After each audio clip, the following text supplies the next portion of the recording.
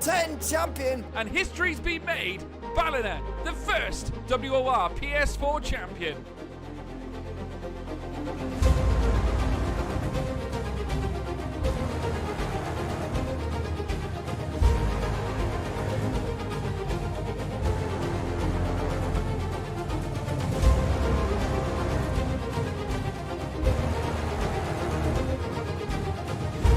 What a championship, what a season.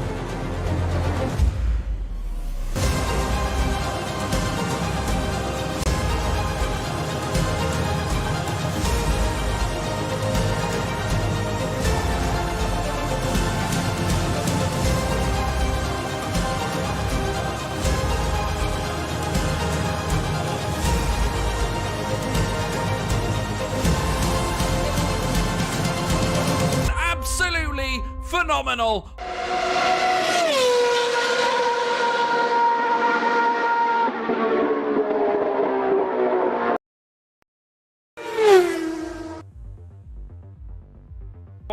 Welcome everybody to WOR here for the PC Championship. It's a pleasure to be back here on your screens. I tell you what, the fun never stops here. Certainly here at WOR, we are in for a real cracker, a real treat here at Jeddah. For the first time, we come racing here in the top tier of PC. My name is, of course, George Morgan. I am also joined not by Ginger Andy this week. It is Dan Field. Dan, welcome to WOR.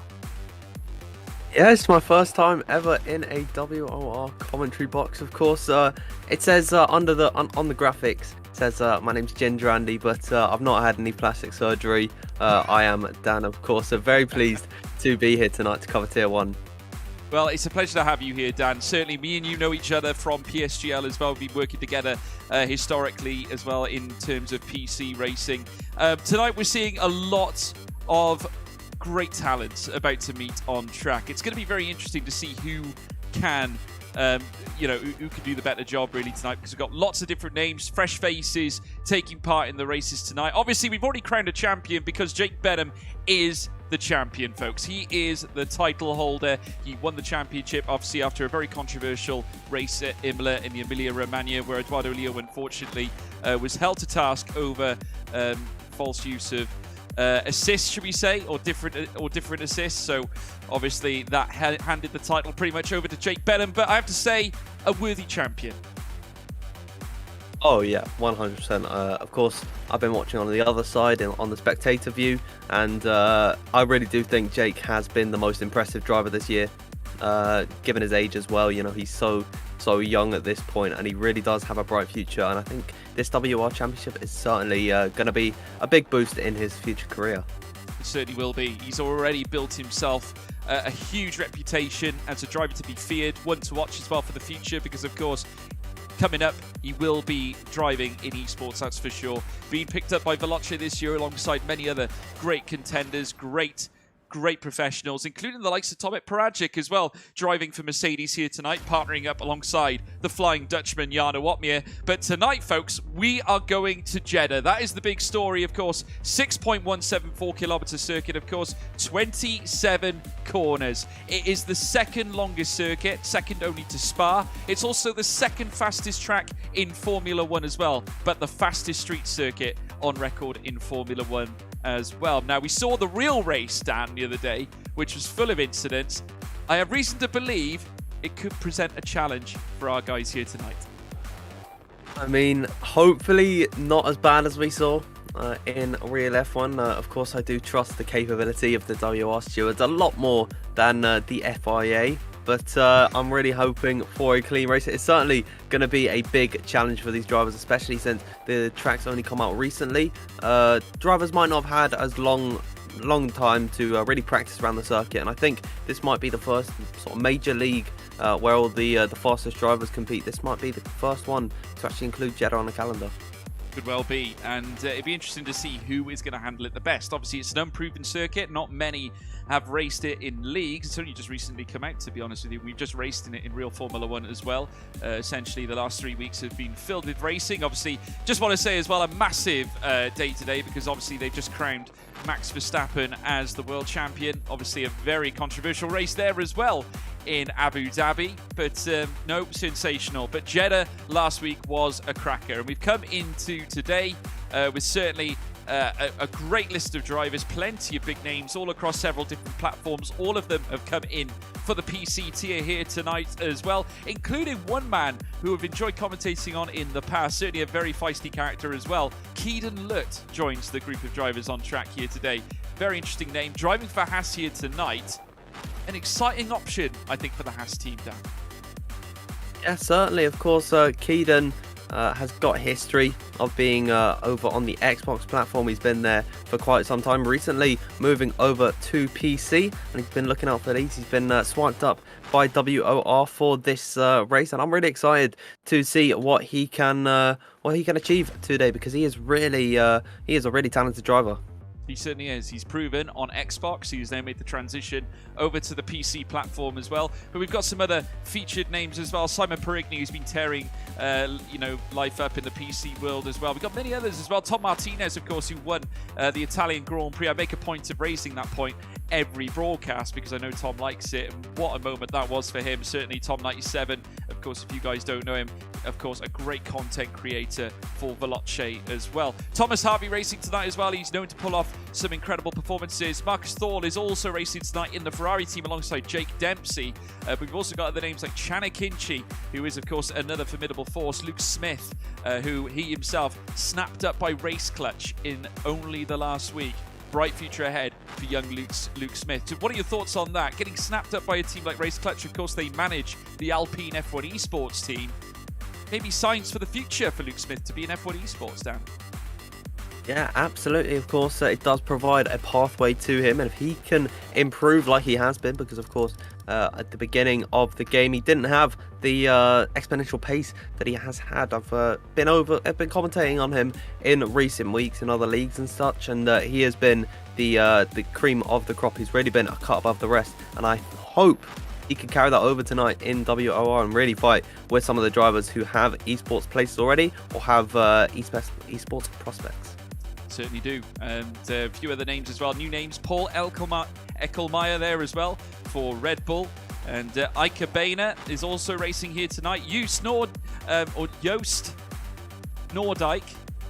That is one that we brought up, of course, from Imola. I got his name right this time. Joost, remember, it's like toast with a J, a silent J. Joost Noordijk, folks, joining us once again in the AlphaTauri. Gave a pretty respectable performance last time out. He was sort of battling it out in the midfield, but he did come to blows with the likes of Jarno Opmeer. There was a particular move heading into Acqua Minerale that truly did make a bit of a statement during the broadcast. We all loved it indeed. It's when he certainly did send it. He had all the ability in the world to challenge out on track. Could be a good track for him again tonight, so we'll keep an eye on him as well. We got Jordan Poland as well, who is joining us, as well, as I said before, Tomek Pradzik. Jeffrey Ritchie as well, taking place in the AlphaTauri. And, of course, Felipe Souza, Ruben Pedreño, who was electrifying it at Imola as well. But we're heading now very shortly into qualifying, folks. Of course, full quali is what we have here at WOR, and also the tyre compounds as standard. Softs, mediums, hards. Red band for the soft tyre, yellow band for the medium tyre, white band for the hard tyre as well. But generally what we do see, even in dry circumstances at the opening stages of Q1, a lot of the drivers tend to go out on the wet tyres to get some installation laps out, get used to the circuit, get a registered time on the board, and just at least sort of get a measure of the circuit. Could very well see those sorts of things here at Jeddah, certainly with it being one that not many of the drivers have touched. So I tell you what, we could be in for a real special night tonight. Certainly a lot of mysteries around this circuit, Dan. Yeah, I am really excited for this one. First time personally for me commentating over this new circuit on the F1 game. Absolutely. So there's a first time for everything. Certainly is. Q1 now starting to be loaded up. Now, what are your thoughts and feelings going into Q1? Is there any drivers that you've seen already that strike you as an opportunity to really score high in this one? Is there anyone you're in fear of that you'd expect could be knocked out in the first round of qualifying? Well, of course, before we got into the stream, I was talking about, I was looking at the time trial leaderboards and how those drivers have been operating. I believe Jake Benham, of course, champion already, so he's got nothing to lose. He might have a bit of fun here, but he was really high up on the time trials. I believe Jeffrey Ritchie as well was right up there. Joost Noordijk and Jordan Poland. Those are drivers I expect to look out for in this one. Absolutely. Well, folks, I want to hear from you. Please leave your comments in the live chat. We want to hear from you. Who are the ones that you're looking out for heading into this wonderful circuit at Jeddah? Obviously, a circuit that they only broke ground on back in March of 2021. It only opened in November when, of course, we got the race underway earlier on this month. And wow-wee. I mean, you've got to give the builders and also designers, everyone, credit for getting it done. Carsten Tilke was the one who actually orchestrated the creation of this circuit. Remember, he is Herman Tilke's son, of course, so very much a family trade is Formula One circuit design, but they did a cracking job with it, haven't they, Dan? Absolutely. I believe this is only a temporary design until we get the fully fledged, I think, like 30 corner plus circuit, which will be in real life Formula One pretty soon, I believe. But I do really enjoy this one. I tend to think of it as it looks a bit like a hairpin. You know how it's got like an actual hairpin that you put in your hair right at the end of the first sector. That's sort of where the curve happens and it gets all wiggly along there. So that's what I like to think of it as. I know other people like to think of it as a bread knife or something. So it's a very interesting track design and I really do enjoy it. Yeah, well, we're about to head into qualifying now, folks. We're now about to see it line up. As soon as it warms up, folks, it'll be right with you. Tomek Paradzic is out there on his outlap, including many others as well. We're going to be in for a real helter-skelter time, certainly here at Jeddah. And this circuit will certainly give us lots of surprises, to say the least. Currently looking at the Delta, many drivers off out on the C4 classification tyre, that being the softs. C3 is running the mediums. There are a few drivers out on intermediate tyres, including Tomek Paradzic as well, who is now making his way through the next left, and very much a very feisty driver indeed. Races a lot in the Polish leagues as well, Polish esports. He has been very successful, but many others as well looking to try and strike an imposition onto the likes of Jarno Opmeer, the current F1 esports world champion. Can he do it on the day? As now we see Tomek Paradzic helter-skelter down the stretch now, leading down towards turn 1. Of course, this site of many controversies last week with Max Verstappen and Lewis Hamilton is not going to be the quickest lap that we're going to see, but it is certainly going to be a crawl on the intermediate tyres to see how he's struggling to get the power down there, out into the first sector and into this sort of SS section. Normally you'd be taking this above, I'd say around over 250 kilometers per hour. He's hardly hitting 150, so he's going real nice and slow here, not to put it into the wall, of course, on the tyres you typically use in light rain conditions, just to get a little bit of rubber down on the circuit, a bit of grip as well, but through the first sector, and it's a 35, so I don't believe this is going to be the quickest time we'll see. No, not at all. Luke Smith is out on track as well in the Haas, also donning the intermediate tyre. Plenty of them out and about though. There's one driver on the wets, which is Keedan Lutt, of course, who's making his way around the next right now. There you can see him just taking a wider line, letting all the traffic through. But never you mind, he'll be up there for dancing, that's for sure. Plenty of others out on track. We've got quite a few on softs. How many of them out on runs? Not many. Everyone who's out currently on track are donning certainly the wet weather tyre. There are a few out on outlaps though that we can certainly look at. And Drake Dempsey being one of them, he's going out on softs, not messing around at all. Dan Field. Now, what is this? What does this mean to drivers such as Drake Dempsey, should I say, who's making his first appearance at this tier of racing? Because he needs to really strike while the iron's hot. Absolutely, this is a great opportunity for drivers like Drake, where they're making their debuts in the very pinnacle, or in one of the pinnacles of league racing. So he's really got to impress here. He's just beginning on his lap, and of course not a part of a team at the moment. So hopefully hopefully for him, there are some esports managers watching that could see a bit of talent, bit of prosperity in this young man. And the American coming through the first sector now, and he's looking pretty quick on this set that's off. But I imagine on this grid, you get nothing but quick. Yeah, absolutely. He's coming through the first sector at 30.047 to get him going, heading into the next left now.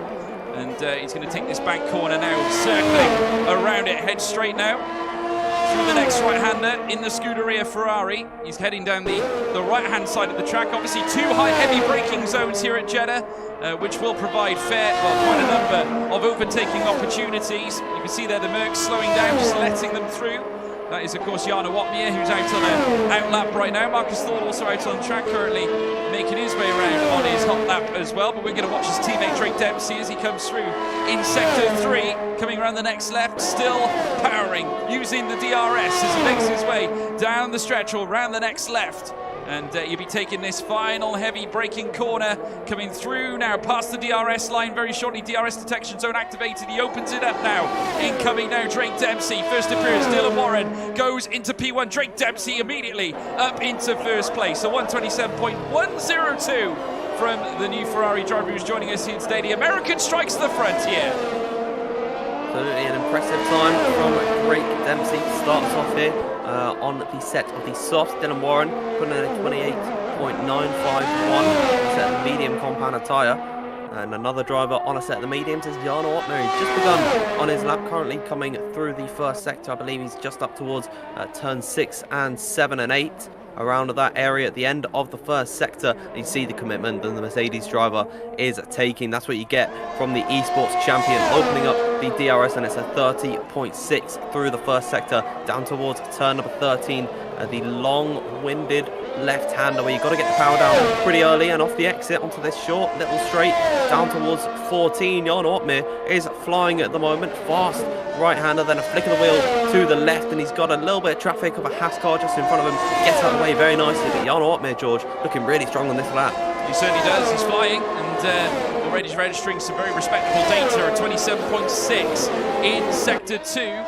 Very, very competitive. It's already faster than that of Dylan Warren, and of course faster than Drake Dempsey as well. So you'd firmly expect this one to put him straight at top spot, providing that he can mastermind a Sector 3 as he heads around the next left now. The final heavy braking zone, this final corner before he then spreads out the detection zone on medium tyres of all compounds as well. The C3 tyre. DRS opens up for the Flying Dutchman as he comes across the line. P2, and of course the difference maker there, I believe, was that third sector. I don't think he quite got it hooked up.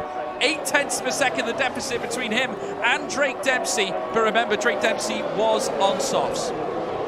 Yeah, and in comparison to Dylan Warren, he's over 0.6 up on his fellow medium runner. So Jarno Opmeer, as always, looking impressive here. And that was a very strong time to start him off. Another driver on a run, though, I believe, is Keaton Lutt, making his Tier 1 debut in WOR. He's just coming through the second sector now and up towards Sector 3. Here he goes across the split, and it's going to be so far combined for the first and second sector of 57.2, coming through I believe turns 22 and 23 now, and he's flying up towards the DRS straight now.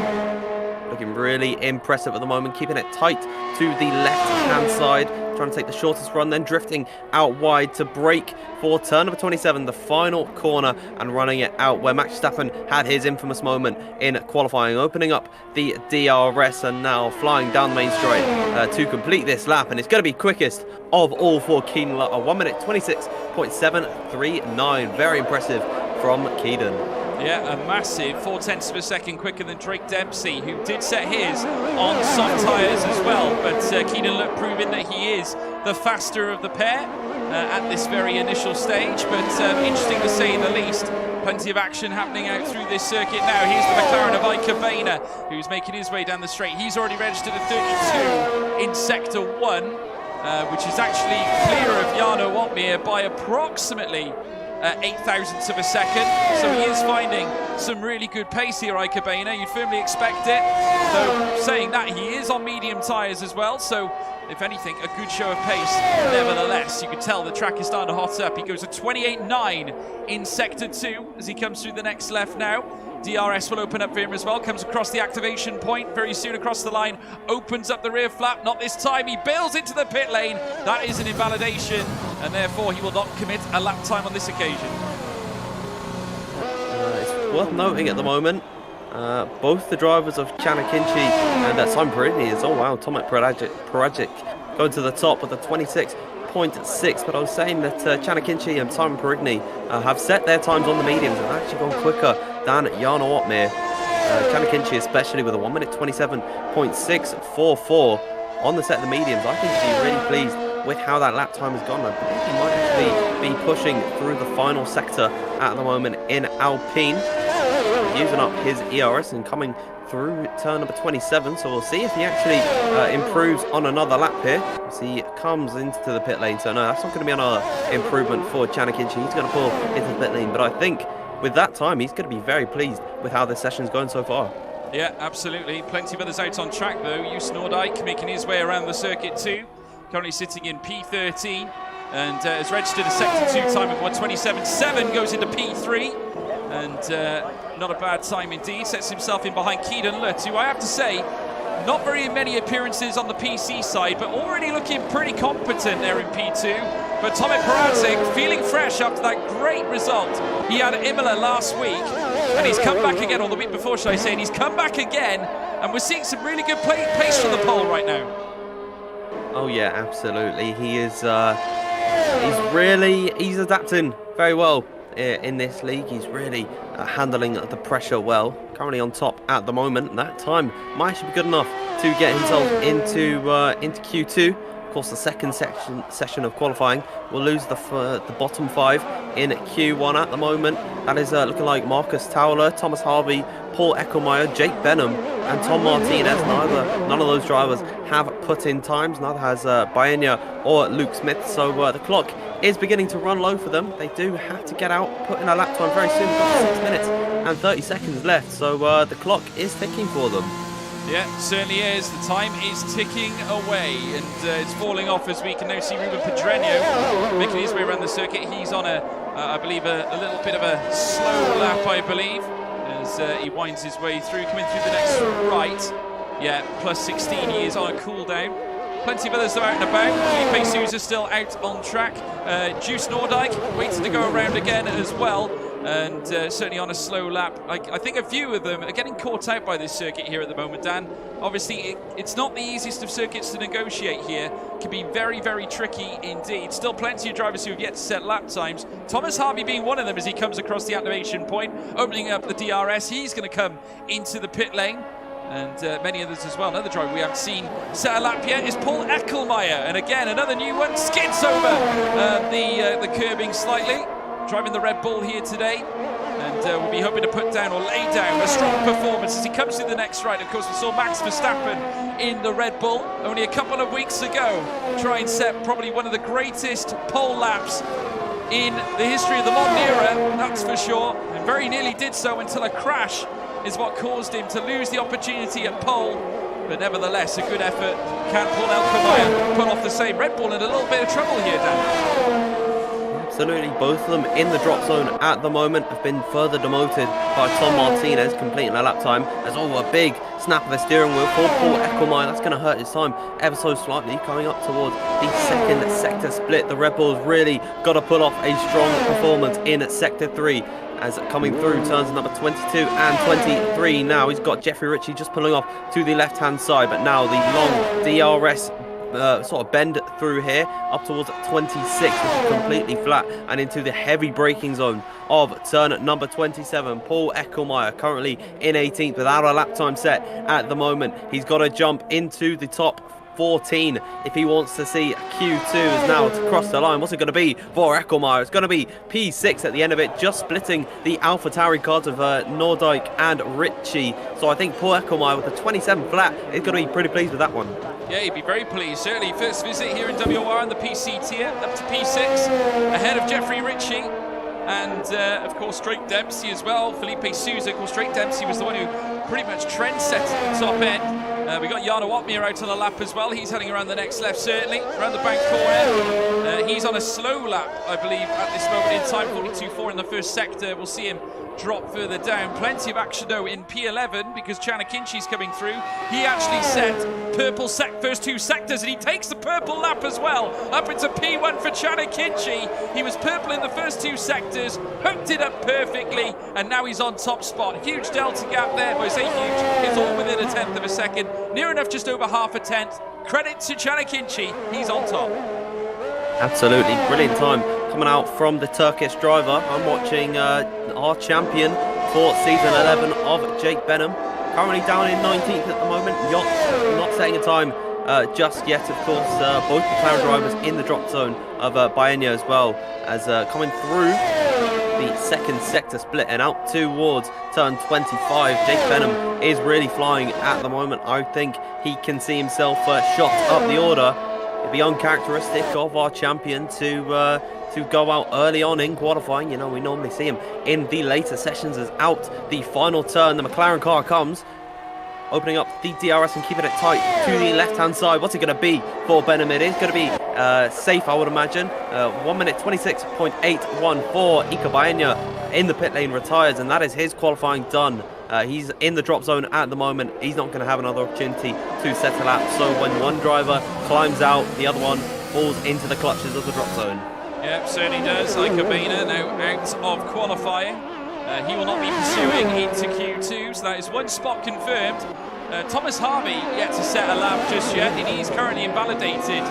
His, as well as Marcus Thorle as well, who has also invalidated his previous run, so they need to get out and about soon. In fact, I don't think they're going to they're going to stroll to set one unless they leave now. Thomas Harvey needs to hook up his next lap.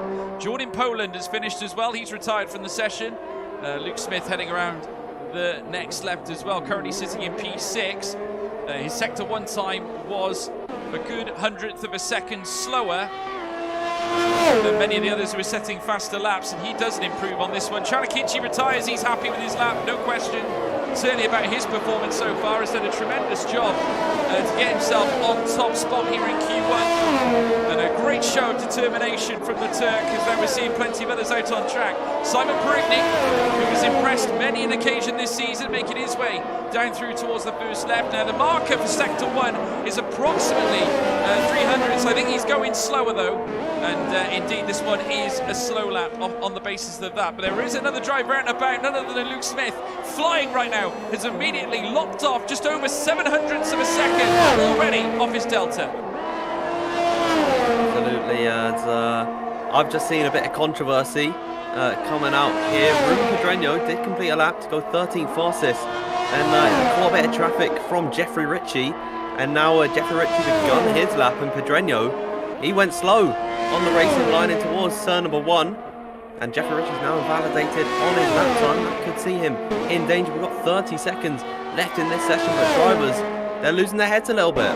Yeah, they certainly are. There's plenty out on track right now. Luke Smith now coming around this next left, and the heavy braking zone is what's next at turn 27. And spins the wheels, bit of a nudge there on the side barge board, and that is going to upset his lap time, that's for sure. DRS open though, as he comes towards the line, up to P5. He does gain 2 places, does Luke Smith.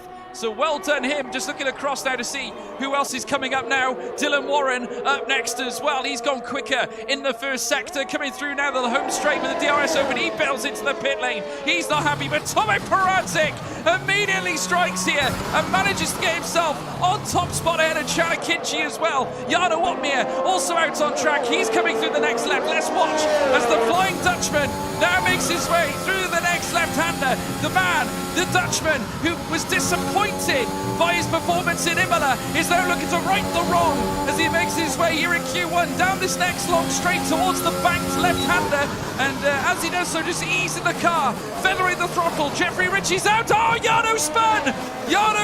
Jarno Opmeer spins out. It's not too crucial because, of course, he is 8th in the classification. He should be safe, but not a good sign if you're a Flying Dutchman fan, if you're a Jarno Opmeer fan, to say the least.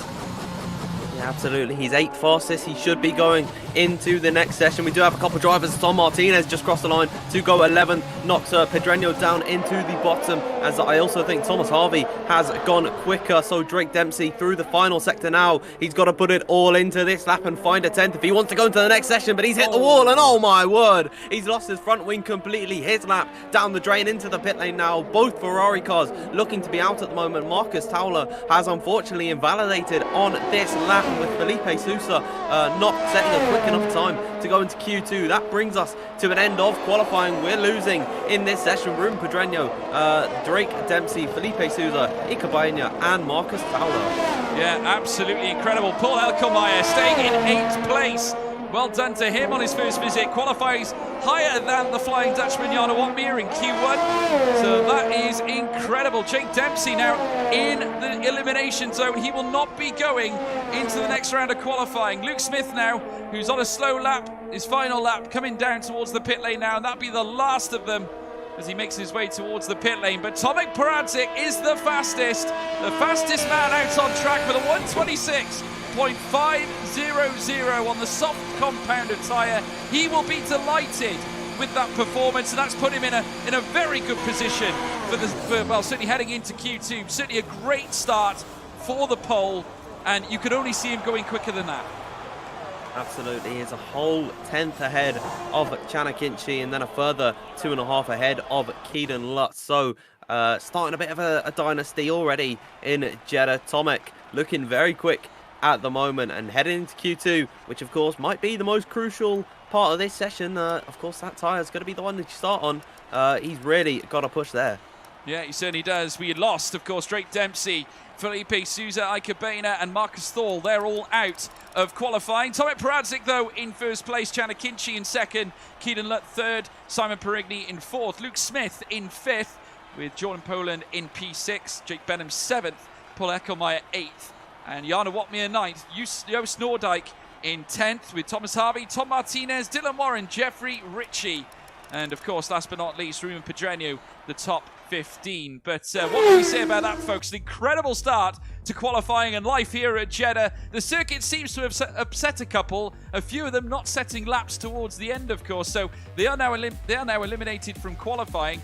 But certainly maybe a few issues starting to spring into their mindsets, because Jeddah as a circuit, any street circuit, Dan, you've got to be at your best, certainly, to succeed here, because you have got little to no escape road. There is literally nothing can help you. It's not a case that you can just run off and come back onto the track, because literally right next to you is a concrete barrier.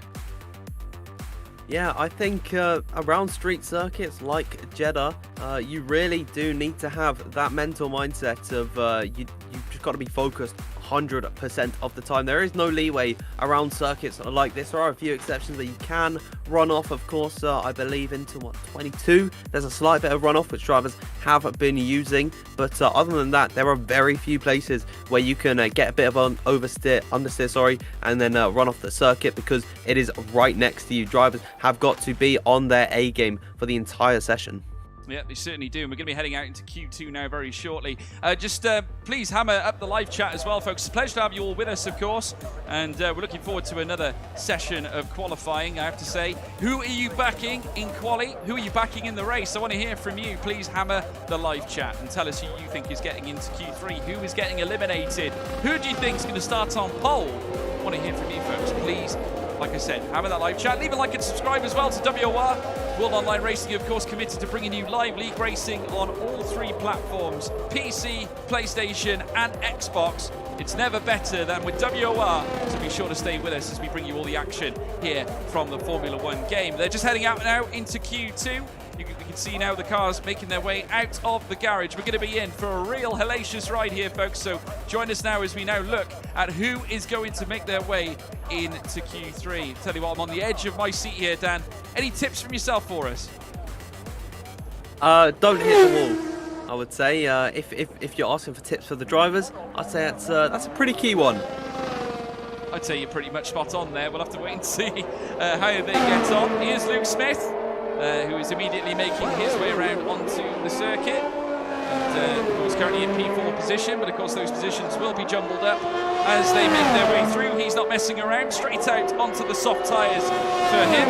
There's only 4 drivers out on mediums right now, and currently set up for that is none other than Joost Noordijk. He's setting up to go onto the mediums. So is Chanakinchi and Thomas Harvey, and further down as well in P14, Jake Benham, also with medium tyres on, yet to leave the pit lane. But it looks to me like the majority of these guys opt in to stick to the soft compounds, so obviously not looking for the alternate strat here, Dan.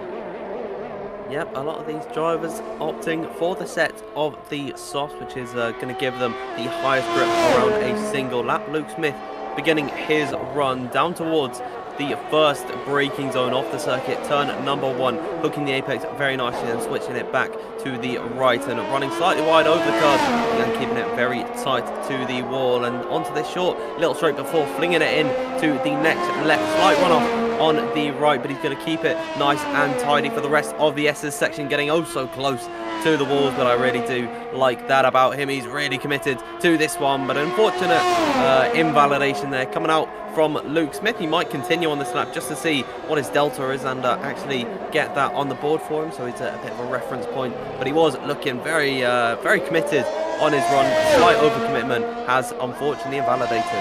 Yeah, very cruelly as well. Tomek Peradzik invalidated his run as well, but he was fastest of all in sector 1 to the 29.9. He's hooked together at 27.3 in the middle sector as well. So absolutely flying here, Tomek Peradzik, but is of course currently on an invalidated lap as things stand. Jeffrey Ritchie as well out on a lap as well. But we'll go back to Dylan Warren, who is now coming through the next stripe. Very soon he'll be heading into the heavy braking zone of turn 27. And Dylan Warren, of course, who once again showed his prowess at Imola as well, trying to get back into the top end of league racing after a very challenging season.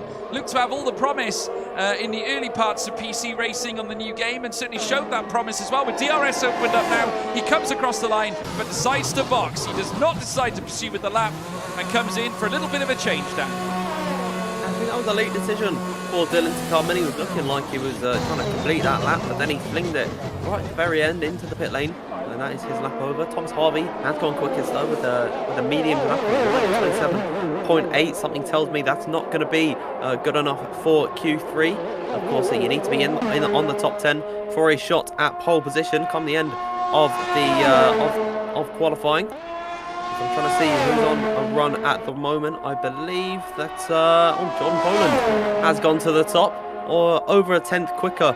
Sorry, he's not the quickest. He's not the quickest though. Joost, or certainly Jeffrey Ritchie, who's landed at 27.3 in the middle sector. That's purple, folks. And he will open up the rear flap now, heading down the straight. Is he going to nail this one? Takes the inside line, the quicker line, as he comes across the line at a 26.822. Brilliant. And another 0.8 of a second quicker than Jordan Poland. Now that sends a message. Absolutely, that is a flyer for Jeffrey Ritchie, and I'd be very pleased if I was him. He's a few tenths off of what Tomek did in Q1, but of course the track is going to continue to improve, and I certainly believe that we can see quicker times than that later on. We've got 10 minutes left in this session. I'm trying to see if I can find anyone on a push lap at the moment, but I believe everyone's either on an out lap or on an in lap at the moment. Tom Martinez on an in lap. Jake Benham was invalid on his run. He's about to cross the line now. I think he might be going for a second run in a row in the McLaren. Well, Tom Martinez is currently showing on a lap, 34.8 in the first sector, quicker than that of Jeffrey Ritchie. So Tom Martinez is finding a little bit of time. He's found approximately, I would say, approximately 0.8 of a second. So he is trying to find something here on what looks to be Jeffrey Ritchie. Let's see what he can do. Sector 2 at 28.2. That's quicker than the middle sector time posted by Jordan Poland as he now rounds the next right-hander. So Tom Martinez looking to post a respectable lap time here. Comes down now the next straight. And you'll have the heavy braking zone of turn 27 coming up very shortly as well. Sector 3 proper, as I said before, as he comes up to the next left now. Takes the nice line heading on the inside. Gets a lovely exit as well with DRS now to open up for him shortly as he now makes his way, hugs the inside, chooses to box. Interesting stuff here from Tom Martinez. It looked like a reasonable lap, not quite the 32.3 that we're seeing from Joost Noordijk in the first sector, but nevertheless it was a good lap. Yeah, absolutely, but he's opted to box at the moment. A lot of drivers are actually struggling on rods at the moment. Keelan Lutt was pushing on a lap, he invalidated. Now all drivers are on out laps, but I believe the first one to begin a flying lap now is Ruben Pedreño, having a bit of controversy and almost coming together with Jeffrey Ritchie in Q1. We'll see what he can do in Q2 as he comes through the first sector now in towards what is the start of the SS section. Again, an invalidation, slight bit of I think he might have just turned a bit too late there, and he really has ruined that lap completely. It's a validation. Yeah, another man who's invalidated is Keedan Lutt, which is a massive shame because he was quickest in Sector 1 at 29.8. He was fastest of all in Sector 1, 29.4 in the middle sector, as he now comes down towards the final heavy braking zone at turn 27, down through the next straight, and he will shortly come into the pit lane. He certainly does. And he will not post a lap time. We've got quite a few cars now out on track, including this man, Jarno Opmeer, who is now making his way down the stretch. Can he improve after that little spin from Q1? We'll soon wait and see. He's already out on track into Sector 2 now. He's posted what looks to be a 30 flat in Sector 1, so reasonably quick. And 0.2 of a second slower than that of Keedan Lutt's invalidated time previously. But of course, in behind as well, he's been levelled up by Simon Perigny in the first sector as well. Jarno Opmeer sets a 27.4 straight away in the Sector 2. This is quick from the Dutchman as they come through the next right. They've got to take the DRS line now, heading down this semi-straight. Well, they're around this next left to say the least. And you can see him hugging to the inside to try and find every bit of delta possible. I'd tell you what, Simon Perigny is meeting him blow for blow right now and is a little bit quicker, if anything, as Jarno Opmeer now opens up the DRS, comes up towards the line. The Flying Dutchman looking to get off with a cracker here, up into P2. And that is just over 0.5 of a second slower, well, 1.5 of a second slower than that of Jeffrey Ritchie. Simon Perigny coming up across the line shortly as well. He should go faster than Jarno Opmeer, with DRS opened up now towards the line, as Simon Perigny up to second place he goes by a hair's breadth of 1/10 of a second. Incredible stuff indeed. They almost matched each other through the first two sectors. Absolutely. Simon Perigny just found the edge in Sector 3, but Tomek Paradzic at the moment in the other Mercedes. Oh dear, through turn number 23, invalid for the Mercedes driver. So again, a lot of drivers struggling at this point in the session, but Luke Smith has managed to keep it valid in the Haas car at the moment, coming through the DRS straight and up towards turns 26 and 27. 26 is completely flat, but then of course 27 is a very heavy braking zone just before the 50-meter board, and a bit of a lockup for Luke Smith, but off the exit of the final turn and keeping it tight to the left-hand side, the shortest run to the line to cross it. There he goes to the very top with a 26.653. Very impressive from Luke Smith, going ahead of Jeffrey Ritchie by over 1/10.5. He's got to be pleased with that one, George. Yeah, Ruben Pedreño goes up into second place as well. Plenty of others out on track as well. Opmeer on a cool-down lap and certainly needs to try and find a little more. But Luke Smith, the difference maker there was the first sector. He managed to find a lot more heading around that part of the track. Another man who's out on track is Tom Martinez, who's immediately posted a 30.1 in the first sector. He's now posted a 27.2 in the middle sector, so he's going to be somewhere in the midfield, I would have thought. Coming down the straight now, he's got DRS open, needs to head down towards turn 27. The Alfa Romeo needs to get into Q3. That's his ambition, that's what he wants. Heads down now into the next hairpin now, heading around this left, trying to feather the throttle as he comes through. DRS detection point, and now he opens the back flap down the straight now, past the paddock. He's going to post this one, and he's going to immediately head straight into P2 there, and he definitely found some reasonable time in the middle to last sector. Great lap from Tom Martinez, and he is literally near enough 0.5 off Luke Smith. Incredible. Absolutely, no one is yet to trump Luke Smith at the moment. Very impressive time from Martinez coming out there, but Keedan Lutt at the moment in the other Haas. His teammate is currently at the top. As a slap of the wall for Keedan.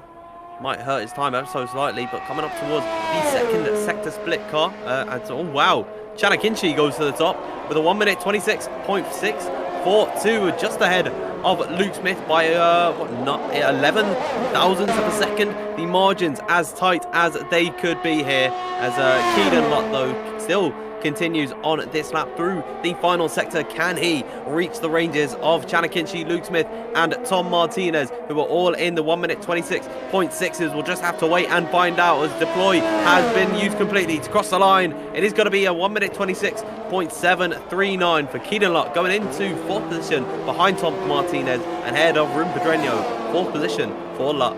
Yeah, 3 minutes and 20 seconds. Chana Kinchi, after making a huge, well, certainly securing a huge time, certainly, and doing exceptionally well to mastermind it, that's for sure. There's Jake Benham out on track as well.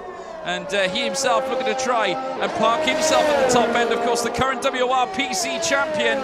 And he'll be looking to try and close on the gap between him and Chanakinchi. Yet to register a time at this late stage. Paul Enkelmeyer as well is out on track as well. Jake Benham coming down towards the next hairpin bend.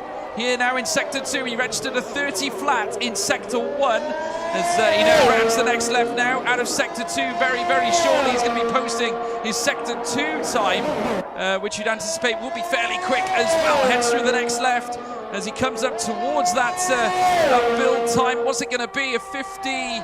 Oh, it's getting closer and closer. I tell you what, it's going to be tight. He comes up 57.194. He goes purple in Sector 2 here, Dan. Jake Benham on a flyer as he now powers through the final sector now. I tell you what, Jake Benham might be able to topple Chanakinchi here. This would be a big coup for Jake Benham. Comes around the next left, heading down towards turn 27. No DRS now as he shuts it, heads around the next left now. Opens up the DRS detection point, opens up the back flap. The McLaren now, current WRPC champion, cuts across the line. P1, he gets it. Sensational. Near enough a tenth of a second quicker. Over half a tenth at least. 3/4 of a tenth if you want to call it that. Jake Benham, a champion without a doubt, topping Q2.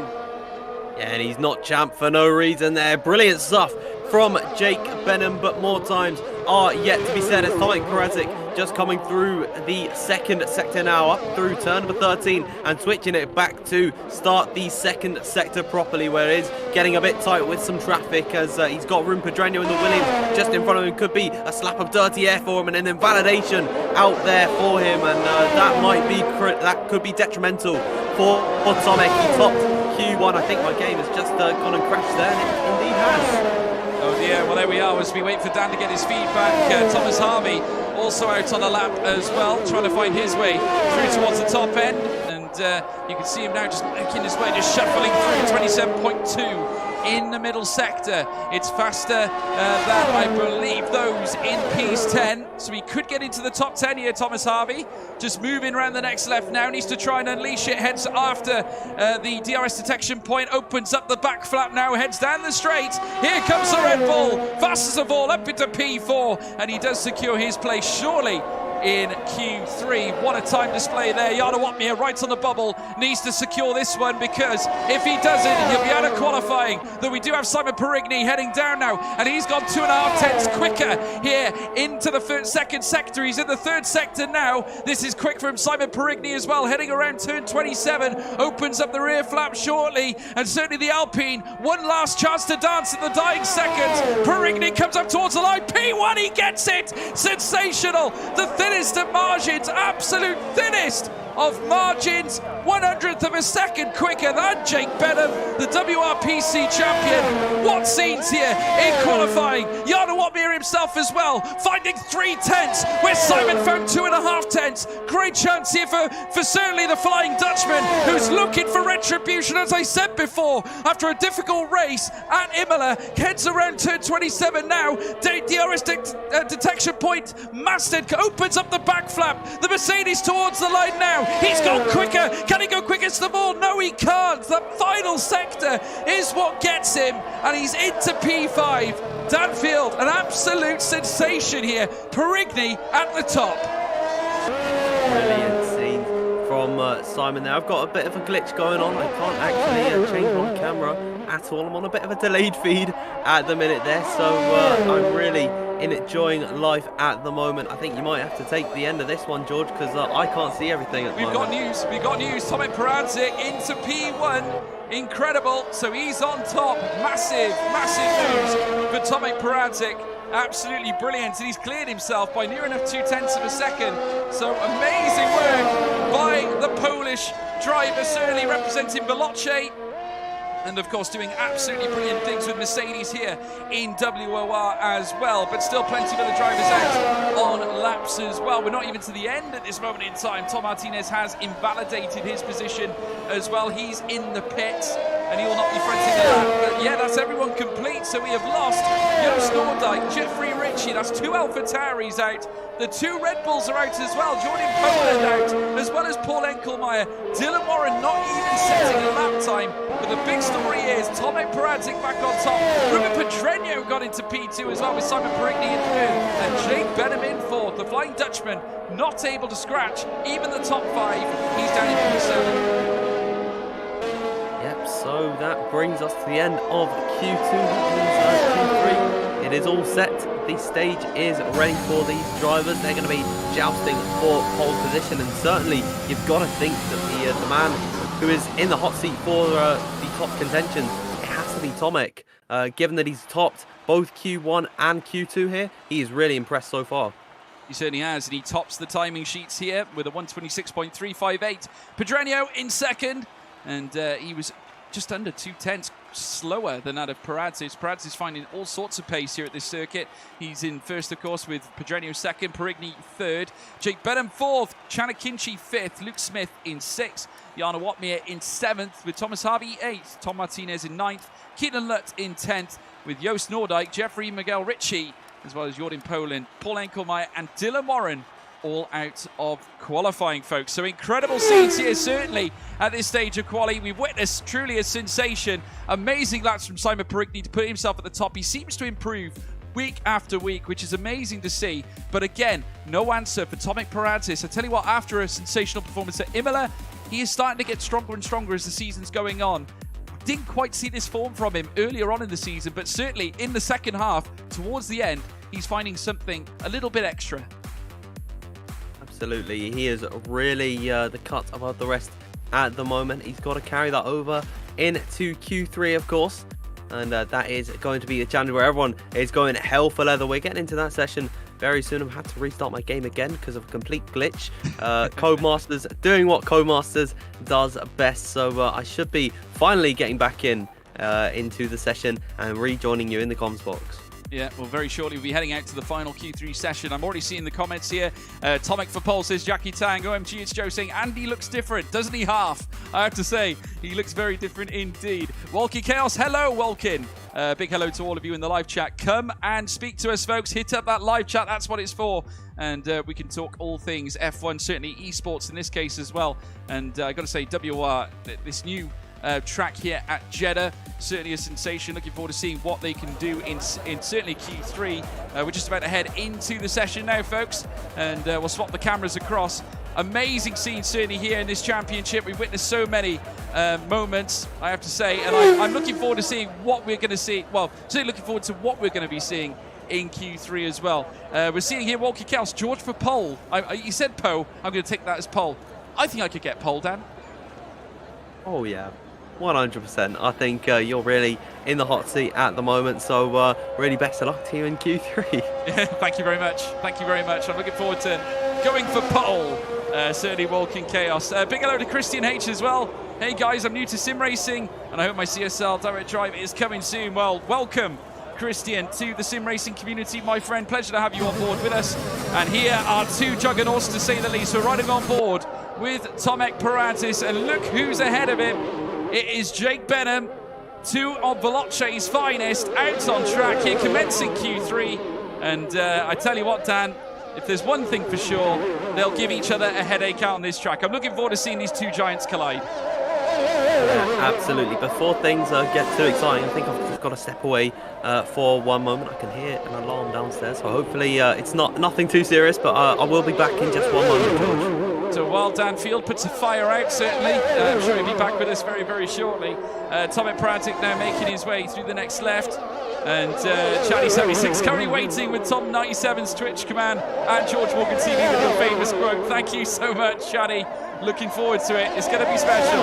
Irish Pandy, how many similar channels, WR and PSGL, so I can watch it all? You can watch it all here, Irish. You can watch it all here. And Walkie Chaos, I do think it's going to be close between Tomek, Yano, Jake and Ruben. It certainly will be. Ruben Pedreño, of course, second in Q2 after a great lap as well, parking him right in behind Simon Perigny. As well, behind, should I say, Tomek Paradis. Simon Perigny, of course, one of the quicker ones as well, as we're now watching that Mercedes make its way, about to start its flying lap. And this is a huge chance now for Tomek to sort of unleash the beast in the Mercedes-powered car down towards turn one. And as he does so, be looking to try and get a nice first sector in the billing. Comes through the first corner at turn one, turn two.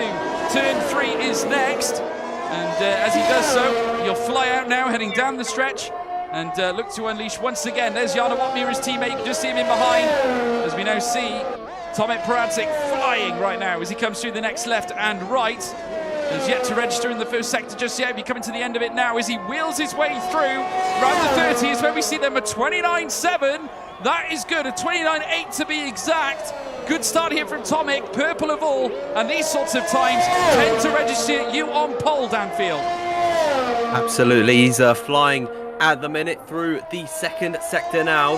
He's got no traffic in front of him, completely in clean air, and the Mercedes is looking to fly, is now coming through this short series of quick lefts and rights, completely flat through this section, but then flinging it in towards 22 and then switching it back to 23. Tomek Peradžić is absolutely flying at the moment, and now down towards turn number 26 and 27. This could be the first lap where we really get to see this Mercedes driver shine. The young Polish man is now out of the final corner, and to begin this DRS straight, the back flap opens up, and to cross the line, it is going to be the banker. The mark has been laid down for Tomek Peradžić and the rest of the grid. 1 minute 26.402. Jake Benham did all he could, but 600ths off with a P2 time at the moment. Two absolute bangers coming out here, George. And certainly Pedreño is looking to follow suit. Jake Benham getting so close. He was only a 10th out in the first sector. As we got going, Pedreño looking to join them as well. He moves up into P3, just in behind that of Jake Benham. Really impressed with Pedreño's pace here today. Plenty of others out on track. Perigny looking to join them as well. He is currently trying to get to the top end. Can he get ahead of Pedreño? No, not quite. In fact, he's got quite a bit to find. 0.5 of a second the difference between Perigny and Pedreño. Not ideal at all. Plenty of others out on track as well. Luke Smith is also out on the circuit looking to try and find his way around. He's currently one of two of the current drivers who are setting fast laps right now that have not invalidated. One more has just joined them now, being Chanakinci. Jarno Opmeer closing in behind Luke Smith as well, as now we're seeing the Haas make its way out of turn 27 with the rear flap open, heads down towards start finish line. It's going to be P4 ahead of Perigny. He goes. Jarno Opmeer heading through now sector 2. He's currently at 57.3 at this stage, but looking relatively smart right now. A 27.2 is what he achieved in the second sector. Slightly slow in sector 1 though, as he makes his way down through towards turn 27, heading around this swinging left-hander. He has opened up the DRS, he shuts it again, heads down through towards the next straight. DRS detection point now across the line, opens up the rear wing. Here comes Jarno Opmeer, the Flying Dutchman. Can he go higher? P5 is all he can get, goes ahead of Simon Perigny, and crucially enough, he is 3 and a bit tenths of a second out the way of Tomek Peradžić, and that could be mightily key towards the end of this session. Absolutely, certainly at the moment, Tomek is looking to be the man to beat in qualifying. Drivers have attempted, but none have been able to top him in qualifying so far, leading Q1 and Q2, but Chanakinci just through the final sector now. He could be the one to potentially challenge the Mercedes driver, as now the Turk comes across the line. What can it be for Chan? It is not going to be enough to get close enough to Tomek. He's about 1.5 tenths off, but certainly an impressive time going into P4 ahead of drivers like Luke Smith, Jarno Opmeer and Simon Perigny. So I'd certainly say Chan will be happy with his lap. Yeah, he certainly will be. Thomas Harvey making his way out of the final corner. I believe he slowed down. He made a little mistake heading out of the final corner, and that's what cost him, so he won't be setting a lap this time. Tom Martinez coming around as well. He's on a slow lap, not quite happy with what he set at the moment. Plenty of cars out on the circuit looking to try and get set for their fast laps. 32.9 registered in the first sector by Chanakinci. He, of course, on a cool-down lap. We're now midway into qualifying. And this tends to be the point, folks, where, of course, the drivers sort of prepare and get ready for one final run. As we now watch Chanakinci coming through sector 2. Now, this is the point, folks, where we start to see them all go out, all guns blazing. The final lap, the shotgun lap of times will be coming in. Danfield, what are your thoughts? Well, at the moment, I'm thinking that Tomek Peradžić has been quickest in Q1, Q2. I don't see why it can't be Q3. He's got 3 drivers who haven't put laps in yet. Keaton Lutt, who was on a push lap, unfortunately invalidated in the second sector. Thomas Harvey and Tom Martinez as well. Neither of them have put in times. So I'd say come the end of this qualifying section, I think the man on provisional pole at the moment, he'll be starting on the front row. Yeah, absolutely. Tomek Peradze currently listed himself on top. There's Keelan Lutz in behind the rear wing of the Alpine. No L plan on the rear of these Alpines here today, of course. They did put it on for the benefit of Fernando Alonso and Esteban Ocon today at Yas Marina. But here at this very circuit, no L plan on display here so far. Chanakinchi getting wheeled into his garage, in his pit bay. And no doubt a man who is in great confidence after really lighting the timing sheets up here in this session so far. He had a good Q1 and a reasonable Q2 visit as well. And you would expect him to do exactly the same heading into the final session here in Q3. There you can see the garage all very quiet at the moment, and you can see all the crowds there in the grandstands. Big thank you to everybody for tuning in tonight. Of course, it means the world to have you all with us as now we're seeing the cars make their way back out onto the circuit. Jake Benham, the first to leave, as he now makes his way towards the pit exit, past the Aston Martin safety car and past the stewards there lined up alongside the concrete barriers. Jake Benham currently sitting in P2, over half a second out the way from Tomek Peradze. That's 0.06 of a second out from Peradze. And certainly this man, the champion here of World Online Racing PC, has certainly got a point to prove. He does not want to allow Tomek Peradze to finish higher than him. They both, as I said before, share a camp at Veloce. And I'd imagine, now that the competition has been decided, Dan, that there's still a rivalry in between these guys.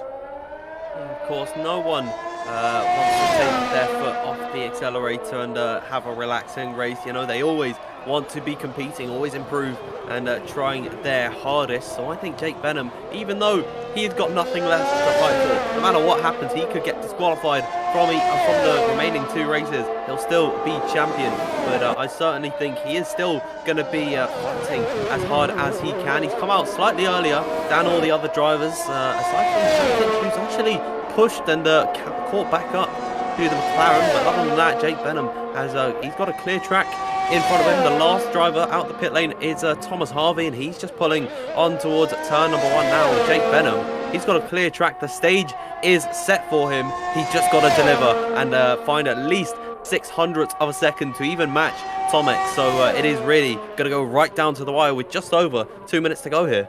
Yeah, no, absolutely. Benham is certainly the man who can certainly achieve that. He has got the potential, he's got the power. He is an esports talent, to say the least. Age allowing, of course. Picked up by Veloce as a young talent, a superstar for the future. Donning the McLaren that he would usually be driving, I suppose, for Veloce as well, heading through turn 1 and turn 2. And Benham now will try and ease the car through now, going clean in the first sector so far. Makes his way down through towards the next left now, taking a lot of the curbs here on entry and exit. And through the next left again, very snake section, or a very sneaky circuit this is indeed. You got to be careful not to run too wide there as well. Good point for an invalidation heading through there, but Jake Benham in good fine fettle. In fact, has registered a 29.8, and crucially enough, Peradze has invalidated his lap, so Peradze will not be setting a lap on this run so far. He'll have to go again if he wants to set one, and he will have to, I think, because this track is getting warmer and warmer right now. Crucially enough, Rupert Petreno, oh dearie me, Benham with a huge error. Petreno is also invalidated as well, folks. That means that the next valid lap is Chanakinchi, and Akinci has levelled with what looks to be Benham's first sector as well. He's done a 29.8 in sector 1, so he's absolutely flying downfield.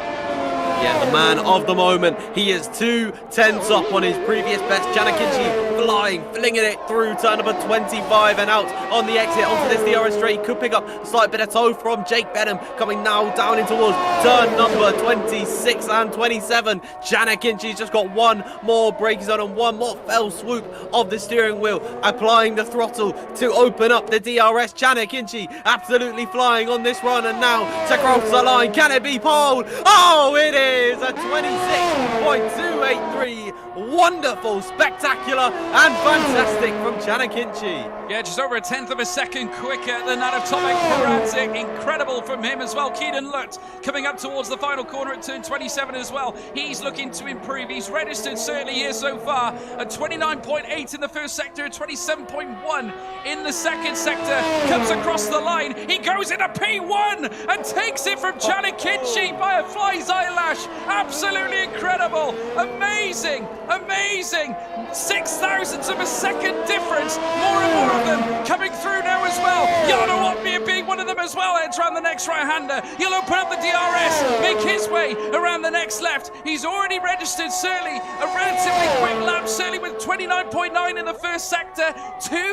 I believe 200ths of a second slower, or 2/10ths of a second slower, should I say, so far. He can improve, though, in the final sector. Here comes Jana Woppier, across the line. He makes his way up. I believe that was P5 from the Flying Dutchman. Incredible. What an end to a session. What an end to qualifying. It has turned out with a gap of 6,000ths of a second between the top two. Keaton Lutt in the Haas and Chanakinchi in the Alpine. What a qualifying session we've seen. It's also worth mentioning that the two Alpine cars separated by exactly 1/10 of a second to the nearest thousandth, the third decimal place there. Incredible stuff, how close this grid is. Yeah, huge plug for Keaton Lutt. He's returning here to PC once again, and he's registered a pole position. It's sensational, folks. Absolutely sensational. And once again, they deliver here at WOR. Certainly, just looking at the delta gaps, all the drivers within 4.5 of a second. That is sensational. All those that registered lap times anyway. Tom Martinez not registering a valid lap time here in Q3, but sensational from Keaton Lutt, because of course he is brilliant when it comes to Xbox racing. He's made the transition to PC now, and he seems to have adapted well. And there's a lot of suspect knowledge out there, or just a lot of suspect information going around, that if you are quick on the console, then you generally find more time on PC. So do you think it's worth grafting on the console to then make your life easier on the PC as well, Dan? I mean, putting hours on any system is certainly going to be a big help to you. So I think Keaton, he's put in the grind, and he's been able to put in these times. He's put in the work, and he is taking what he deserves. A pole position in Jeddah. I believe that we are getting a restart due to the desync issues that we have been seeing in this qualifying session so far. I think the Jeffrey Ritchie and Pedreño incident was actually one of those instances of that happening. So we are getting a restart. We'll be going for, I think, 27, 28 laps around Jeddah. Really excited for this one, George. Yeah, no, absolutely. And I just want to say a massive thank you to all the viewers as well. We're up to an amazing 233 of you live right now.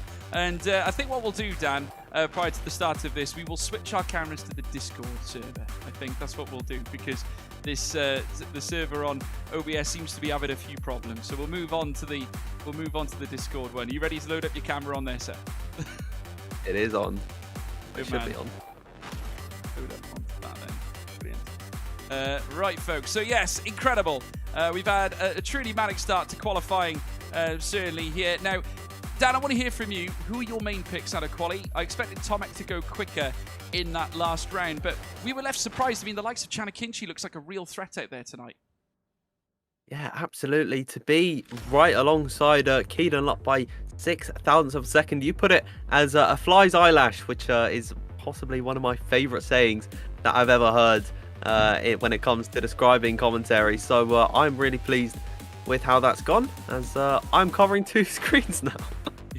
no longer now, I'm afraid. But yeah, we're just going to be moving over to the Discord side now, folks, because OBS unfortunately does not want to be friends with us right now. So yeah, so here we go, and I will have my camera on very, very shortly. Bear with me a second. You might have to reset yours again, Dan. That's it. Put your camera back on now, sir. We'll be able to get it back. Just popping out the cameras now. There we have it. Pop you round because otherwise you're going to show up on the wrong side. Do you leave the call and come back on, Dan? Of course I can. Good man. We won't be a sec, folks. Bear with us. Technical difficulties and all that. So it's all fun and games here in the broadcast. So it's still doing it, isn't it? Bear with me a sec. Oh dear.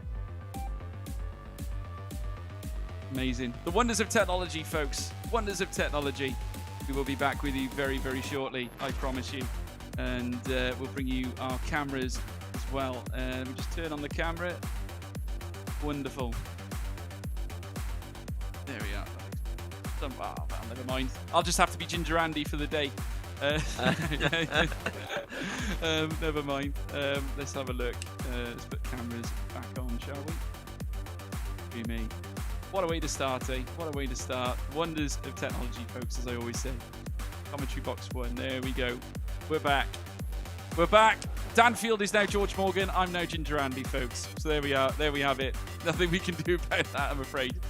Wonderful stuff. Now, obviously, heading into this session, we witnessed some incredible data. I mean, Keaton looked himself a massive 126.277. That was 0.2 of a second quicker than what we saw heading into sector 3. Heading out of Q3. So it just goes to show how much track temperature makes a difference in terms of lap times, Dan. But then, what about the other drivers on the track as well? There were plenty of others, including the one in behind the Alpine of Chanakinchi, who was right up there, Simon Perigny as well. These fine margins, you know, it only takes one mistake to lose it all. So what can we expect in the race now? Because obviously, with them laying it on the line like they did in qualifying, with so much risk, with the walls and the barriers, etc., it's going to be that much harder to negotiate your way around in a race format. Yeah, absolutely. I'd imagine that drivers are going to get their elbows out pretty early on in the session, given that we saw in real F1, it is very difficult to overtake on this circuit. So I think that drivers early on in this race are going to go for the, they're going to go aggressive. You know, they're going to try and get past their rivals and hold them up later on in the Grand Prix when they can't really overtake. You know, the tyres are beginning to feel a bit off, and they're not as quick as they normally would be. So I certainly believe that in the early stages is where all the action is going to be at. Yeah, well, we'll certainly wait and see. Turn 1 is going to be interesting, to say the least. I'm not sure who's going to lead in towards Turn 1. Of course, I think there's going to be a challenge. Keaton Lutt, though, certainly seems in very good form. And as I said before, transitioning from Xbox into PC. And we've seen quite a few drivers do the very same thing. Wilson Hughes, for one, is another one that tends to thrive on PC platforms now. Of course, a former league racing champion at many different levels. But of course, the likes of Jake Bennett, we're seeing like an influx of world stars coming in now, some new up-and-coming stars. And how exciting is that for esports, Dan? I think everyone sort of just made the transition at the same time to PC. I remember, I think just over a year ago now is when I got my own PC, and a lot of these drivers that we are seeing on the grids now are they were on console at that time, and of course I was still commentating on console leagues as well at the same time. So the league racing scene has certainly changed, and I'd say for the better, where everyone's come onto one platform. We can see the esports drivers against the young talent, and I'm really excited to see how they can perform in the future when league racing really begins to kick off. Yeah, definitely. 200 of you are with us live for this sensational broadcast. I have to say, folks, incredible. Tino Nakarunen, who has just joined us in the live chat as well. You can see him there down below saying Keaton's first ever full quali and PC and pole instantly. How about that? 100% record in qualifying. That's amazing, isn't it, Danfield?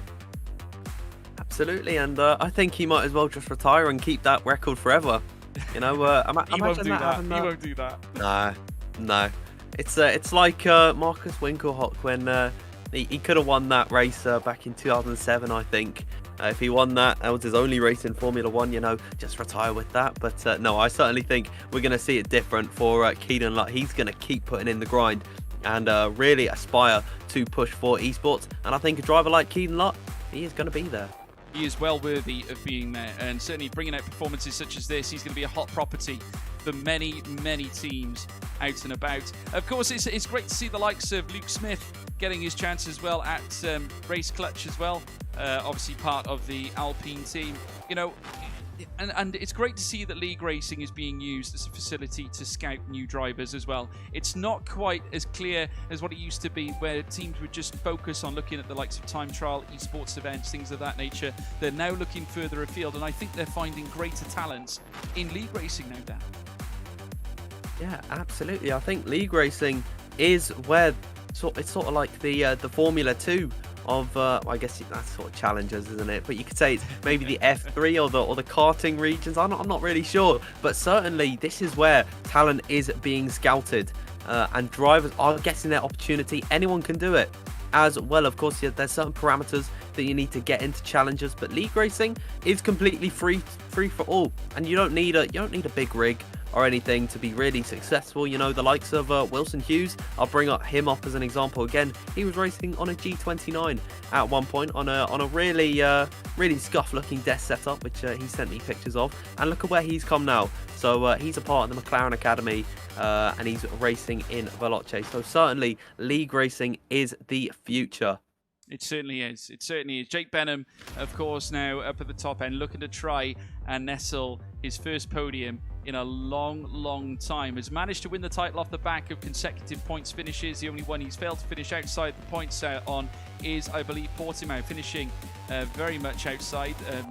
12 points. Well, actually, no, he gained 12 points, should I say, not finishing 12. He has finished in the points in the last 4 outings, should I say. It was the 2 races prior to that he did not score any points. So he has scored very well over the second half of this season. Of course, his 2 wins at Bahrain, and of course earlier on in Austria as well, which is where he picked up some really good points as well. Looking further down, John Evans, who unfortunately can't be with us tonight. He, of course, not racing. He's been brilliant as well. Claimed his first win as well earlier this season with 2 second-place finishes as well. Did not classify in our last race either. Jana Watmir joining the league only 4 or 5 races ago.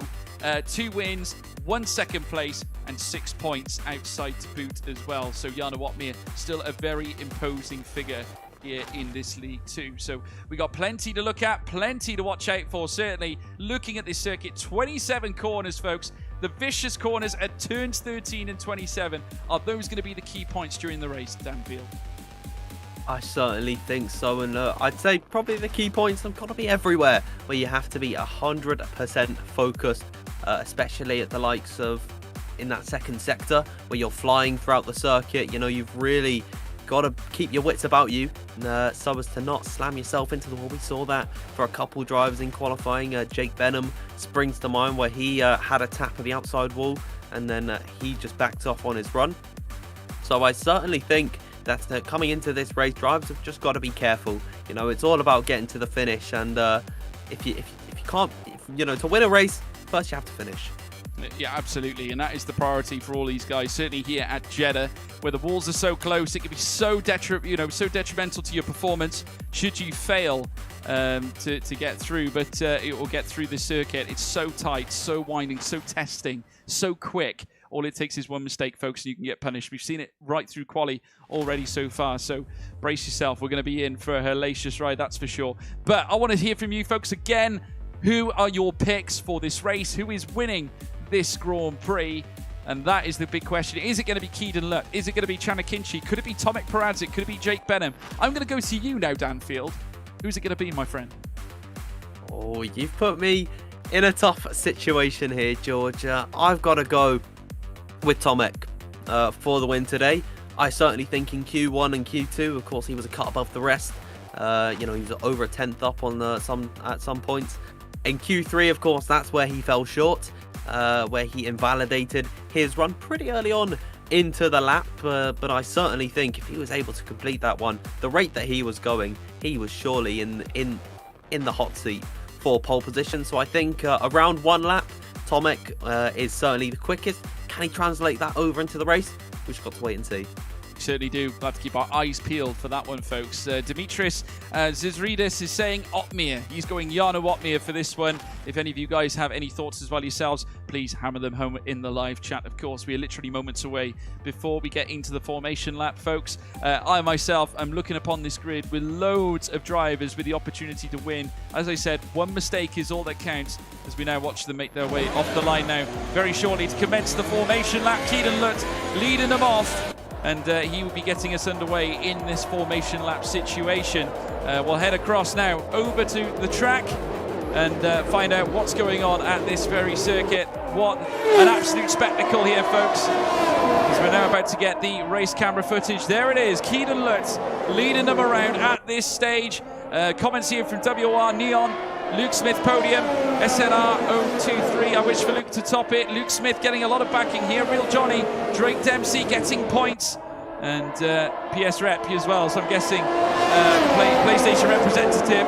So a lot of support for Drake Dempsey from the PlayStation community. But I mean, how about this? We got 2 cars for Alpine, P2 and 3. That, of course, being Chad Akinci and Simon Perigny. Tomek Perančić in 4th for Mercedes, with teammate Jarno Watmir in 5th. Jake Benham locked in behind them as well. We're going to be in for a great race here. Yeah, what a contest this is going to be. I can see anyone in that top 6 winning this race at the end. The rate that they've been going so far in qualifying. And of course, 25 laps in this Grand Prix, one of the shortest in terms of the actual lap count. I believe that Belgium is the only one that's higher with 22 laps. Of course, this is 25 laps around here. If I'm not mistaken, it is a straight soft to medium to soft. By the end of it, we should all see our drivers fighting it out very close on Sunday. Yeah, it's going to be close. Very close. And there's a lot of hype for Luke Smith, certainly. WR Neon saying, I've seen Luke practice. He's been rapid. Race Clutch have signed him for a reason. Let's see if he can show us what it's all about. He starts from P8. Teammate, of course, to Keelan Lutz, who is currently making his way down towards the grid formations. Very soon we'll be hitting pedal to the metal. Go, go, go, go, go. Yet again, 2 races left to go in this WOR PC Championship. There's the predicted pit stop strategy. 1 stop, lap 10 to 13 is the pit window. Either mediums or hards. I'd estimate all of them that are starting on softs will be going onto the medium tyres. They will not want to certainly waste any time on that. We'll have plenty of alternate strats, though, in the bottom 10. Keelan Lutz now on top. Chad Akinci in 2nd place alongside him. Who's going to get into turn 1 in front? That is the big, bold question as they now line up for the start of this Grand Prix here at Jeddah. Keep it with us. They're all lined up and ready to go. Here we go. First light, 2nd light, 3rd light, 4th light, the 5th light. And it's pedal to the metal, go, go, go, go, go, go, go. Keelan Lutz with a huge jump there on the right-hand side, manages to get to turn 1 in front, and on his own, Simon Perigny battling with his teammate, Chad Akinci, wheel to wheel now out of turn 2, around turn 3, still wheel to wheel. In behind you can see Tomek Perančić going side by side with his teammate Jarno Watmir. Perančić holds off the Flying Dutchman. Keelan Lutz though clear, but just under 9/10 of a second, just over 8/10 now, as Chad Akinci remains in P3. Perigny cuts the corner and stays in 2nd place. What a start here, Danfield.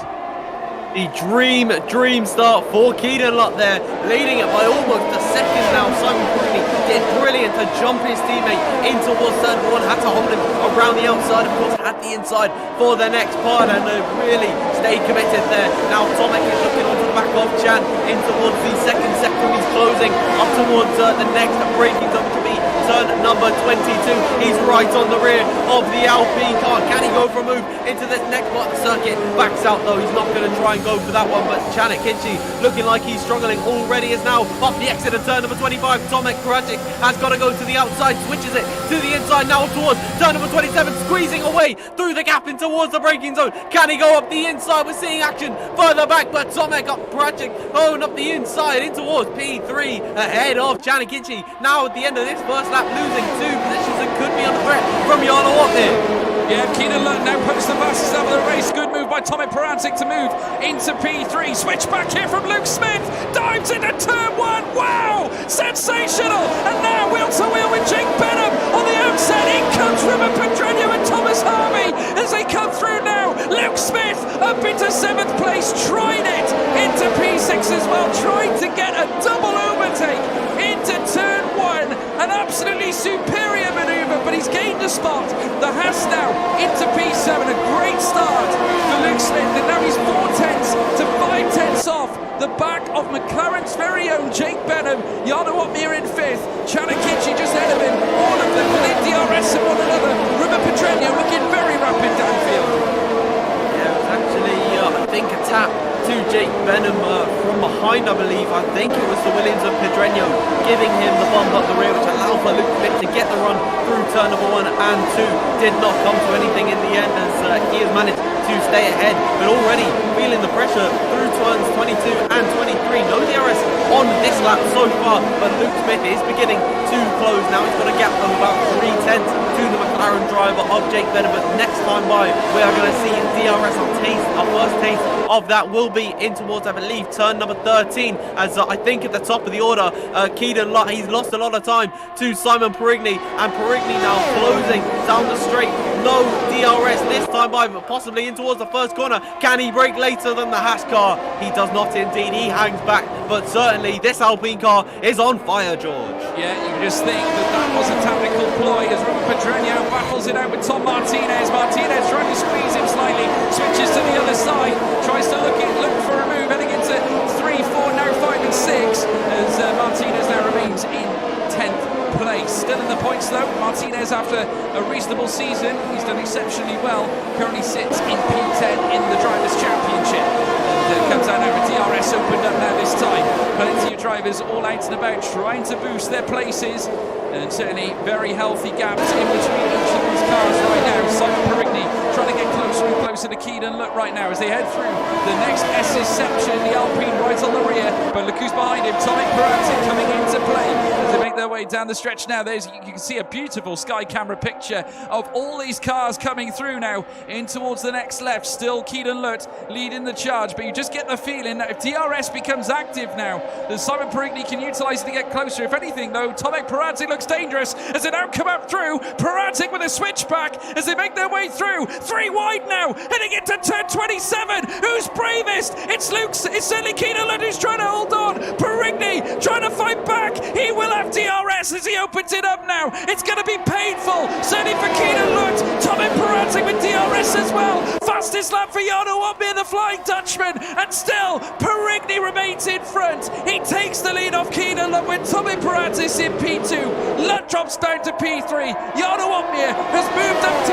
P4. What a hectic lap so far, downfield, sorry. Oh, sensational stuff from all these drivers fighting for the lead. 3 different chassis, 3 different engines, but that does not matter. They go 3 wide anyways into the last corner, but it is not over. I get the feeling because Tomek Perazzi is closing to the back of Simon Perigny up towards turn number 13, the long-winded left-hander where we begin the second sector. Can Tomek find an opportunity to fly by Simon Perigny? Keaton Lott not too far off this train as well. They swing their way through the second sector now. We got this non-DRS stretch as Tomek is closing to the rear of the Alpine, similar to how he did to Chanakichi earlier on lap number 1 of this Grand Prix.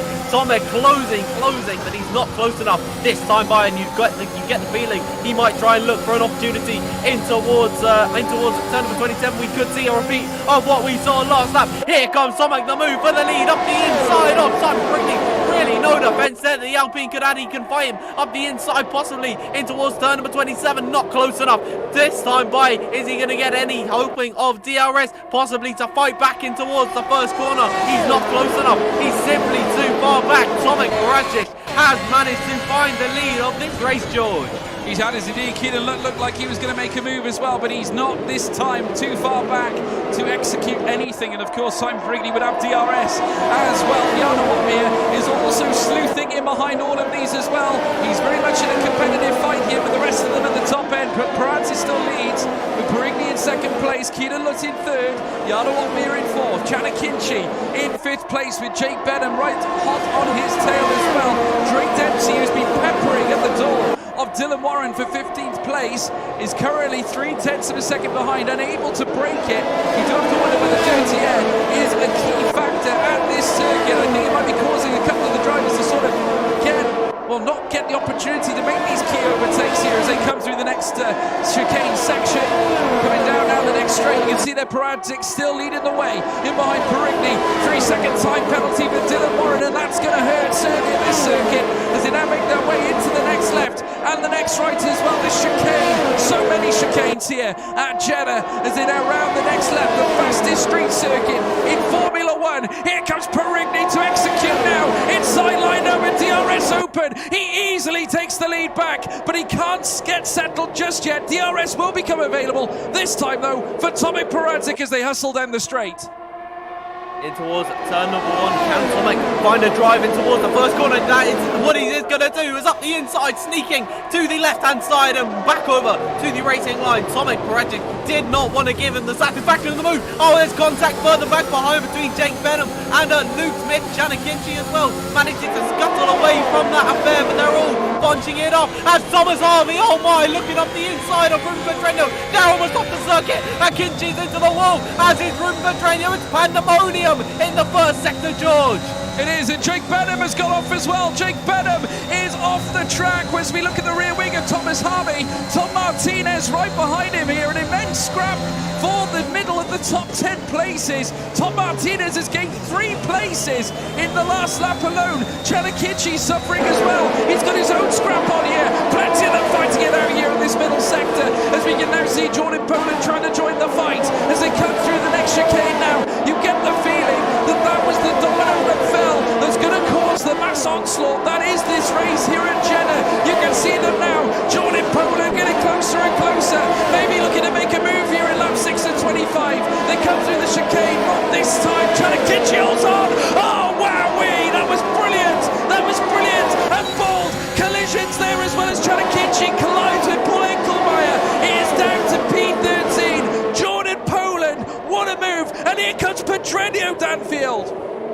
Oh my goodness me, whilst all this is going on at the very sharp end of the order, there's a huge scrap going on. Keelan Lutt looking to the outside of Brigney, who goes up the inside of Tomek Peradžić in towards the first corner. They kept it clean here. Keelan Lutt off the exit of turn number 3, rattling the car through here, and now Jarno Opmeer looking up the inside, backing out early here. It is kicking off entirely. Benham's out of this race, unfortunately, in the pit lane after being mired at the very rear of the grid. Oh my goodness me, I don't know how anyone's going to survive towards the end of this race. We're only on lap number 7. Incredible, Jarno Opmeer being ever so patient, doesn't want to stick himself in the sharp end of any brutal tussles with a lot of these drivers. He's being patient. He saw that Keelan Lutt was a little bit weak, and I think he is just conserving his tyres, getting the most out of the softs, just getting ready to strike. He's waiting to time it exactly right. DRS opens up, and look at his energy storage. He's got nearly a full tank of energy here as they now make their way down the stretch again. Jarno Opmeer looking ever so quick. He might fancy a chance here as he uses some of the battery, heads through the next chicane. He is finding all sorts of pace right now, and I get the feeling the Flying Dutchman is going to fancy a move. He hunts all over the rear now of Keelan Lutt. Jarno Opmeer, as I said before, Flying Dutchman elect, F1 Esports champion, could not find the way through at this stage, but it's going to be helter-skelter down towards turn 1. Absolutely, as we could see some opportunities being made. Both the leaders of Tomek Peradžić and Simon Perigny pulling into the pit lane. That leaves Jarno Opmeer and Keelan Lutt both out on circuit, and I believe those two are the only ones who have actually opted to come into the pit lane this early on in the race. It's only just turned lap number 8, and they're already feeling that it is time to go on to a set of the mediums, and we've got yellow flags in the first sector. I think that's Dylan Warren completely facing the wrong way with a slight bit of wing damage. I'm not too sure what's gone on with the Aston Martin car there, but he's certainly got to pit this lap. Yeah, he's had a very poor race, and certainly it has not gone well ever since he got that time penalty.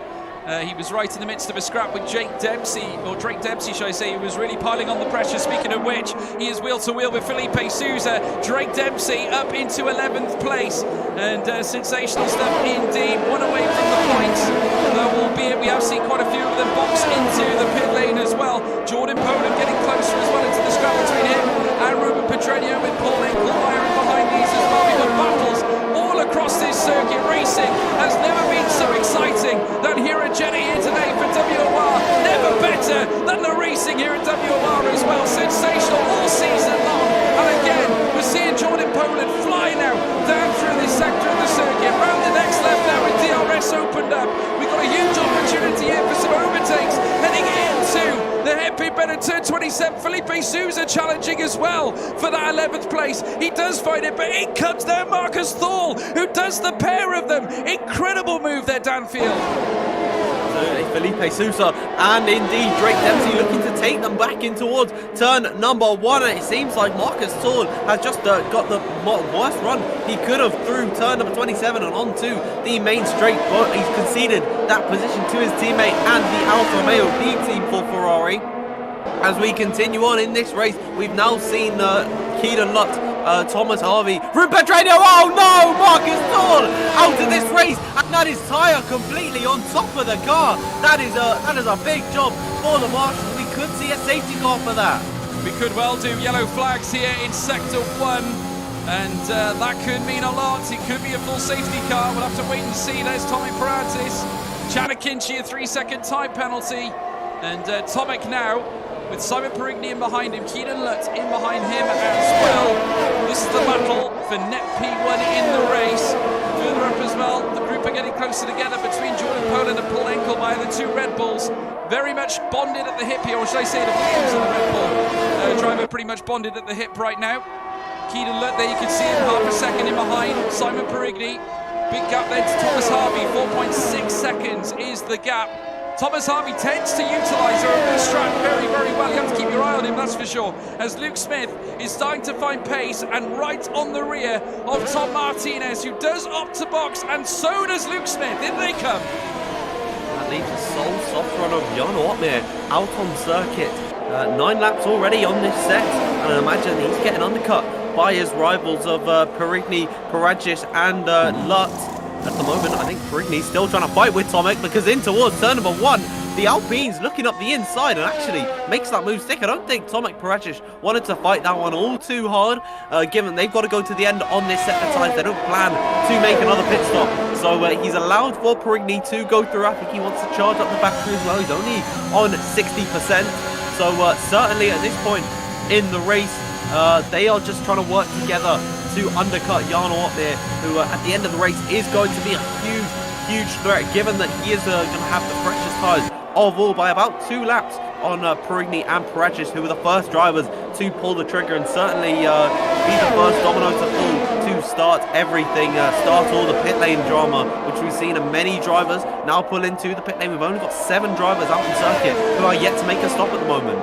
Yeah, absolutely. And it'll all be timber when they all come into the pit lane.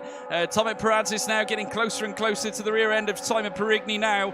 And you get the feeling that the exposed Simon Perigny is going to suffer with the lack of DRS. It's going to open up certainly for Tomek Paratis, who of course is a very relentless driver, and you can just see him get closer and closer and closer now, as you can now see them winding on board now with Tomek Paratis. Goes into P8 now, on track ahead of Simon Perigny, and does unleash it. A great move indeed. He won't have DRS down this straight though. That privilege will be given to Simon Perigny as they come past the paddock now. Pit window opens once again for lap 11 to 13. There you can see Perigny looking to the outside line, but not able to find a spot to find his way through. Still Paratis stays in P8, but only 0.3 of a second away is Simon Perigny. Absolutely, and you can't forget Keelan Lutt is a factor in this race at the moment. They're all, the 3 cars separated by 0.6 of a second at the moment, so they are all close at the moment. And coming through the first sector, they've just got to wait for Jan Ortmeier to make his pit stop. Meanwhile, Dylan Warren down in 17th takes away the fastest lap from whoever had it before. And if you're inside the top 10, of course, it is crucial that you actually gain 1 point, which could be the difference in a championship, or in a championship position or not. Of course, championship already has been taken by Jake Benham, unfortunately out of this race. Marcus Towler being the other driver who has suffered in this Grand Prix, but now at the front of the order, I think Paul Eckelmeyer, he's looking for a move on Jordan Poland, who could be looking for a move on Joost Noordijk, is now in towards turn number 27. Could we see any lurching moves up the inside? No, not quite at this point, but in towards turn number 1, it could all kick off, George. Certainly could. Paul Enkelmeyer only 1.5 tenths behind of the realm, and there you can see him looking for a way through. Right alongside now the AlphaTauri as they make their way through in towards turn 1, and Paul Enkelmeyer into, well, currently holding on to 4th place as Joost Noordijk finds its way through, and he now leads the race out on track. Jeffrey Ritchie in 2nd place. Jordan Poland trying to find a way through as well, but Paul Enkelmeyer frustrated, having to stay behind Jordan Poland right now. Absolutely, I'd imagine he wanted that move pretty early on to fight it out with the drivers like Joost Noordijk and Jeffrey Ritchie, but he's just got to hang back from the Williams for the time being, of course. Jordan Poland and Joost Noordijk indeed. Both drivers have been friends for a very long time. I actually remember all the way back in FRL days on the PlayStation in 2019 when those two were teammates, now fighting on opposite sides, as we've unfortunately lost Dylan Warren in this race. Lap number 12 at the moment. Joost Noordijk leads from Jeffrey Ritchie and Jordan Poland in P3 at the moment. Yep, 3 cars now. DNF, that of course being Dylan Warren, Marcus Thorle, and of course Jake Bennett, WRPC champion, will not continue, which is a big shame, of course. Paul Enkelmeyer getting closer again, this time to Jordan Poland, trying to find a way through. He might pick his spot this time for P3 out on track. We're right on board now with Paul Enkelmeyer into the next left. Just eases the car round, feathering the throttle down the home stretch now. Huge opportunity for Jeffrey Ritchie as they head down the straight with DRS opened up now. Turn 1 will be an option for him. And what will he do here in behind as well? Jordan Poland looking for a way through. It comes now, Jeffrey Ritchie, who goes hunting for that P1 spot. Joost Noordijk, though, proving to be a real hard taskmaster. Holds on to P1 at this stage. What a bit of defending there from Joost Noordijk. He is doing sensationally to hold back his teammate. Yeah, and this track position is going to be critical when it comes to the pit stops for these drivers, of course, sharing a pit box. They can't stack at the same time. Jeffrey Ritchie really wants to overtake his teammate here to get the priority in the pit lane. As Paul Enkelmeyer, this has been a move in the making for a few laps now. Looking to the outside at turn number 13. Certainly unconventional to try and go for a move now on Jordan Poland. He can try and get a better exit, but I don't think the opportunity is going to arise through the first sector. Joost Noordijk has pulled out a substantial gap to Jeffrey Ritchie, and that could be to the advantage of Jordan Poland, because now down this stretch here we could see some moves in towards turn number 27. They're about to approach turn 22 and 23, where we saw Mick Schumacher fall victim. I'm losing my words here at all the action at this point in the race, as here comes Jeffrey Ritchie down the stretch and in towards turn number 27. No defense at all put up from Joost Noordijk, as now Jeffrey Ritchie seizes his opportunity. He goes ahead and into the lead of this race. Joost Noordijk could not contend with that one. Are we going to see any of the other guys pit? Indeed we will. Jeffrey Ritchie now into the box, and that was crucial that he took the position on his teammate. Yeah, it is. Yeah, and Paul Enkelmeyer has come to join him as well. He makes his way into the pit lane now. We'll have a look at Tomek Peradzik now. He has got Simon Perigny coming to join him. Down the straight they go. Perigny moves up into 4th place out on track, and he will hold on to that for the Alpine team. In mind as well, Keenan Lundgren in behind him as well.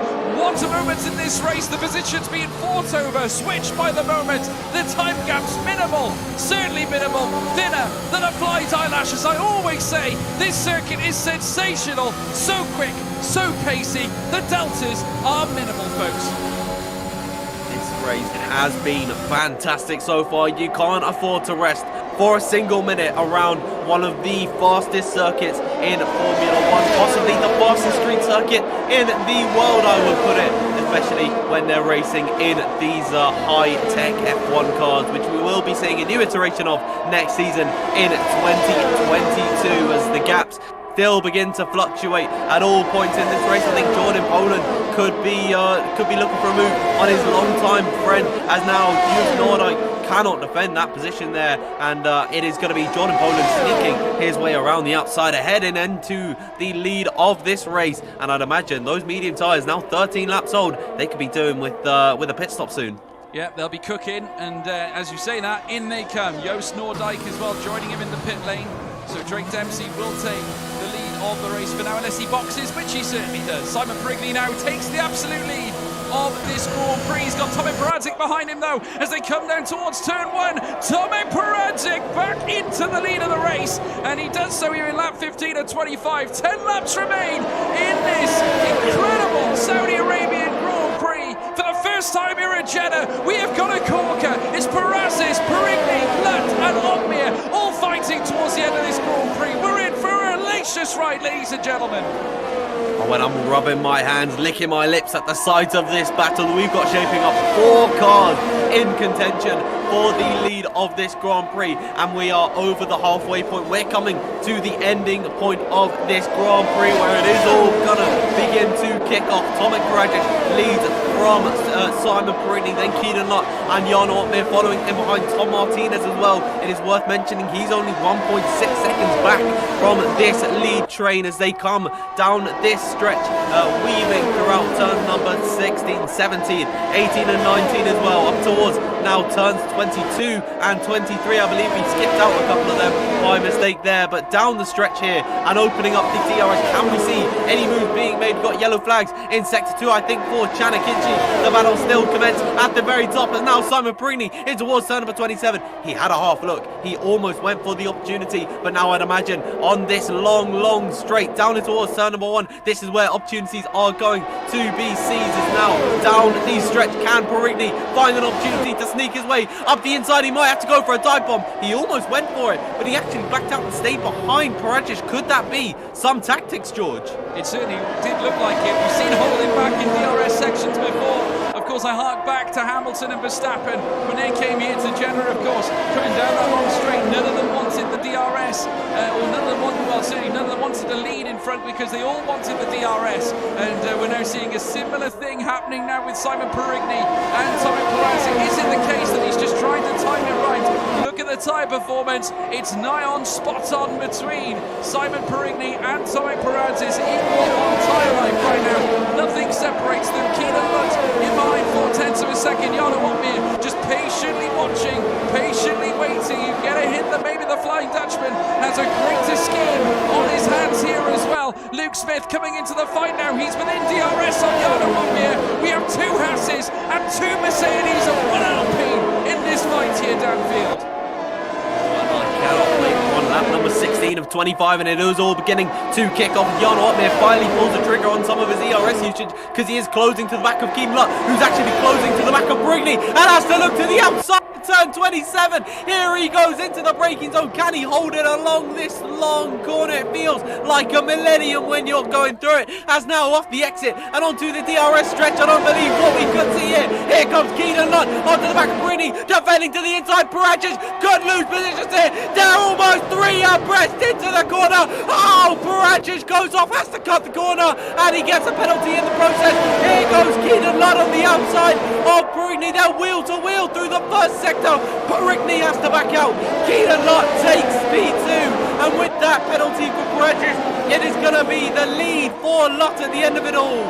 It was almost exactly what we saw previously, Verstappen and Hamilton, but this time Jan Ortmir right on the rear of Simon Perini, the Flying Dutchman, has a look down the inside into the next left. Oh, superstar, star-studded here affair here in Jeddah. Jan Ortmir let fly down the inside and found his way into P3. That was a sensational move, the mark of a champion. They're in P3 to say the least, and that's why he's the F1 Esports champion. A well-timed, precise maneuver. He slung it through, heading through that left-hander, progressively feathered the throttle, and that is how you take places. We've now got a Mercedes sandwich with Keaton Lott's Haas directly in the middle.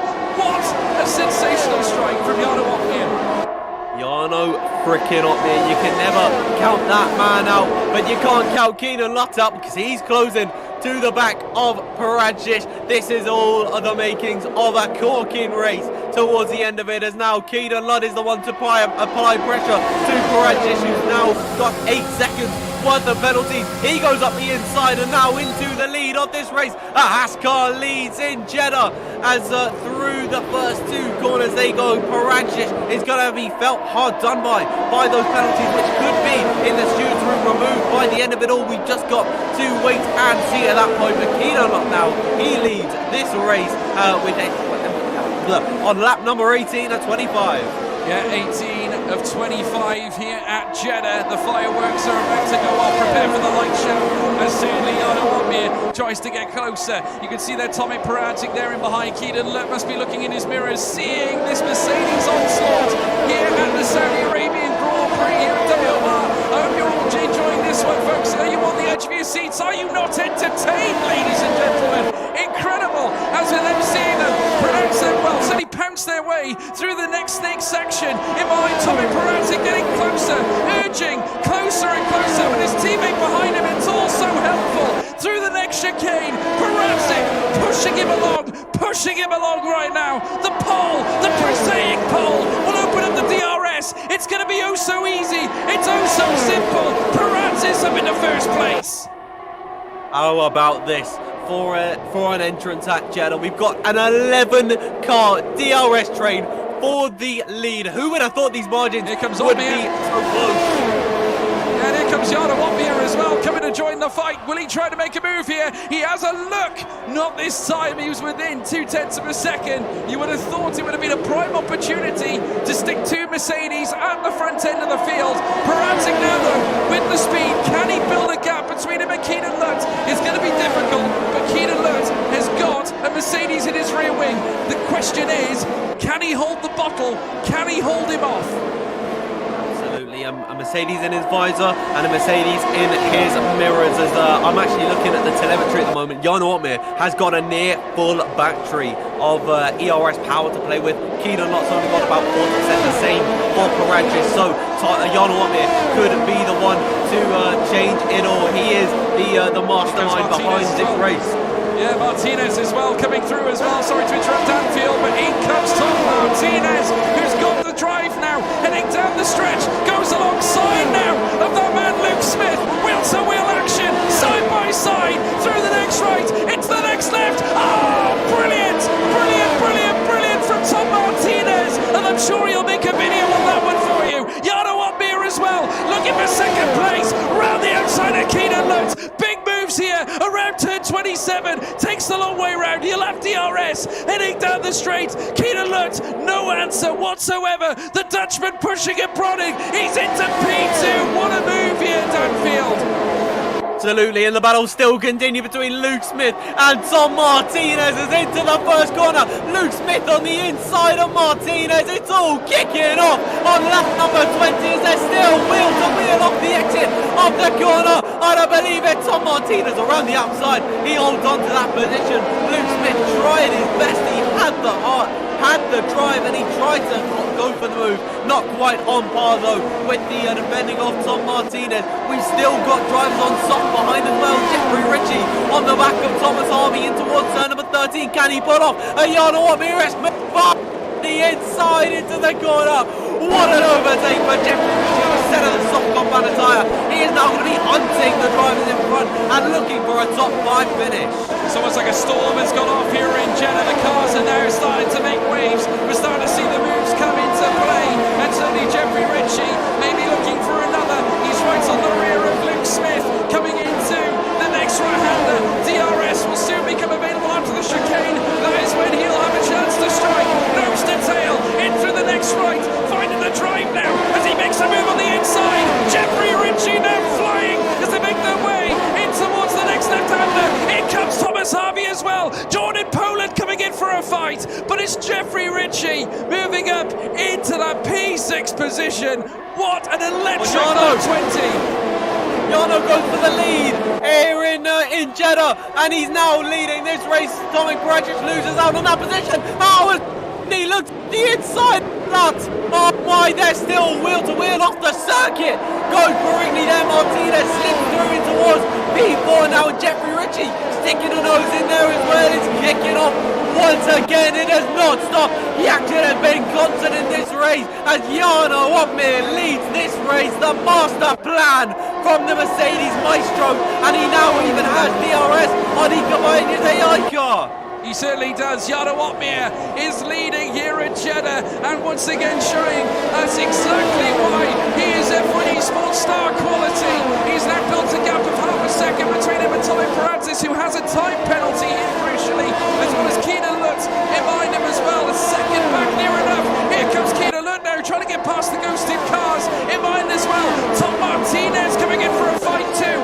What a race here driven by Tom Martinez. An exquisite drive, a great drive, a historic drive to move his way up through the field. Jeffrey Ritchie coming up through as well. What a sensation here at Jeddah. Oh, the overspeed for Martinez. It's all too easy on the podium. for the Brit. As Jeffrey Ritchie as well looking around the outside of Simon Perigny. A Podium is in his crosshairs and certainly in someone else's crosshairs. It's Jarno Uppbeat because I'm losing my words. Tom Perigny goes up the inside of Uppbeat, retakes the lead at this point in this race, and now it's still a Mercedes 1-2. They are stretching their advantage to Martinez. In behind, Lutt loses out on that position, and he's got Jeffrey Ritchie in behind at the moment. I do not know where to put my attention. I just wish I had a few more eyes so I could look at everything here, George. Well, 3 laps are left in this Grand Prix. Tom Martinez trying to hook up something historic. He'll have no DRS though. He's outside of the DRS window. Needs to rapidly get closer to the back of Jarno Uppbeat, but that's going to be easier said than done. Tomek Perazis still leads. In behind now, Jarno Uppbeat trying to get closer. It's going to be a battle between these two titans of Mercedes, both of them Veloce representatives as well. In behind, another Veloce representative of Tom Martinez in 3rd place,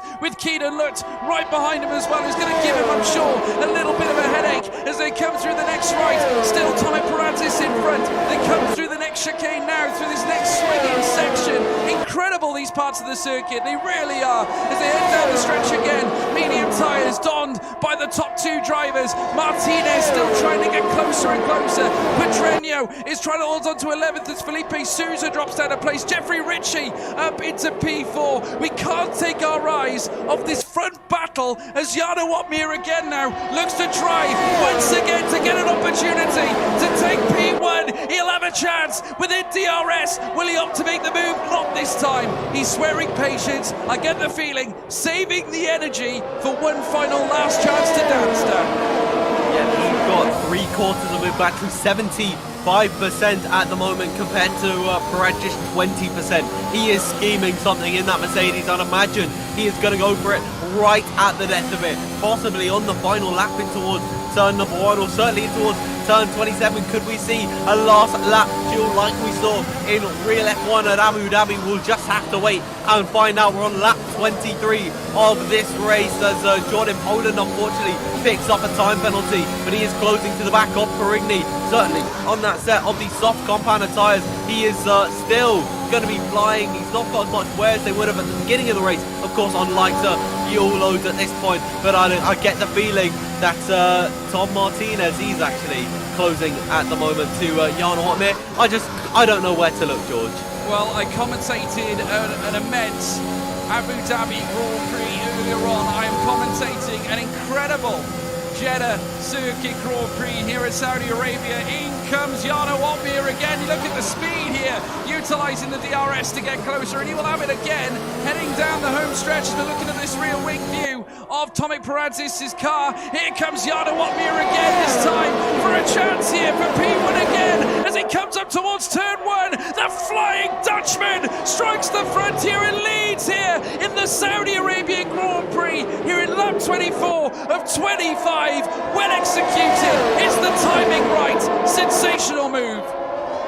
Never count out Jarno Uppbeat. Who else but him to make the daring moves and to make the strategy calls? Now it is about extending that gap. He's one of the only drivers in the lead train to not even pick up a penalty at this rate, as Tom Martinez has just got 3 seconds added to his race time. But Jarno Uppbeat now leading ahead of his teammate, a Mercedes 1-2 at the moment, a Veloce 1-2, and indeed 3, because Tom Martinez filing in 3rd at the moment. It is still all tightly knit at the very sharp end, as Tomek Perazis has really got one more opportunity to find a move on Jarno Uppbeat and maintain it, as now coming down in towards turn number 22 and 23 here. He's right on his rear, coming off the exit out towards turn number 25. DRS open for Perazis. You get the feeling he has to go eventually. He's got to bite the bullet and pull the trigger in towards the corner. Oh, we see him backing off here.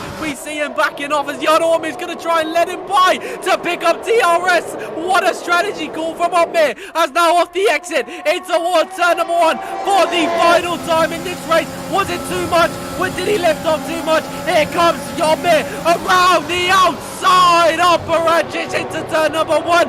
Wheel to wheel, the Mercedes can't fight.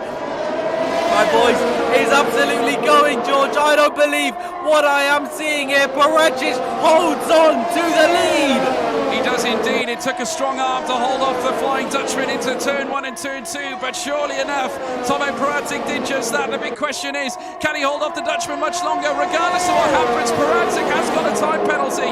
So Jarno Opmeer, should it remain like this, will definitely win this Grand Prix, as long as he does it. But I'm sure, like any of them who are up at the top end as a professional, will want to win this race. Jeffrey Ritchie in mind as well, with Tom Martinez on his tail. Certainly, a battle between those two has been electric. We missed a move there for Jeffrey Ritchie's podium, but nevertheless, the battle at the top has been brilliant. Absolutely brilliant, to say the least. Peradžić still in front, Opmeer in behind. He will have DRS to surely decide his fate in this race, certainly. Still with no penalty, he will win this race. Any final thoughts from you, Danfield? Well, I've just got to put it all down to these drivers. There goes Opmeer around the outside of Tomek Peradžić. I don't think he could have done anything else in this race. Out the final corner for the final time. We could see a wheel-to-wheel race between Martinez and Ritchie as they cross up. And Opmeer wins the race. Martinez on the line takes P2. Martinez takes second place. Jarno Opmeer is your winner. Incredible stuff indeed. Jarno strikes the lead, strikes the front, takes the victory with Tom Martinez in second. Another podium for the Veloce man after an incredible drive at Canada. He's come here to Jeddah and he scored big with a second place at this immense Saudi Arabian circuit. What a drive, a sensation he is, just that. Jeffrey Ritchie takes P3. Of course, Tomek Peradžić, due to penalties, down into 11th spot, but absolute scenes here at the very end. We were blown away by all of these moves, but it was Jarno Opmeer who did the business. He won the race, he's taken Jeddah. What a victory for that man, stretching his amount of wins to 3 this season with 4 podiums to his name. What a result for him, Danfield. Oh my word, Georgia. I don't think I'll be talking all that much tomorrow, given the events that have transpired here. Jarno Opmeer, he needs to take a bow on that one. He's got to have a slight celebration, because that was so hard fought. I do have to feel for Tomek though. I'd imagine he will appeal that. Given that he got both of his penalties, he had 8 seconds in total. He got them at the same moment, which is going to be crucial. I believe it was at turn number 1, where he and Perigny were fighting it out, and then he went off the circuit. He cut the corner, got a 3-second time penalty and an illegal overtake. So I certainly think he'll try and appeal that and try and get some of those positions back.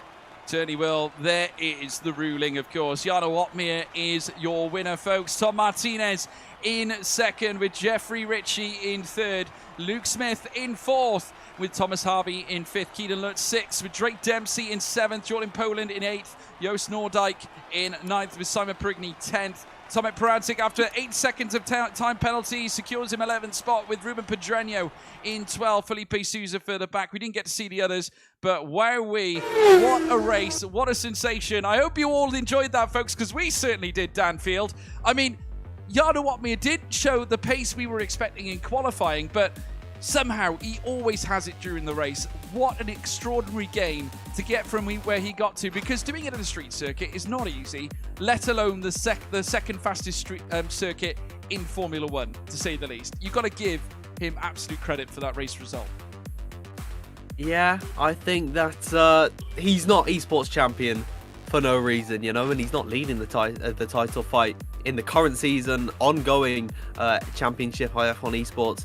He is certainly going down in F1 league racing and esports history as, I'd say, the GOAT at this point. And I think that is an exemplary drive from Jarno Opmeer to be as tactitious as he could be, as well as just having the raw speed.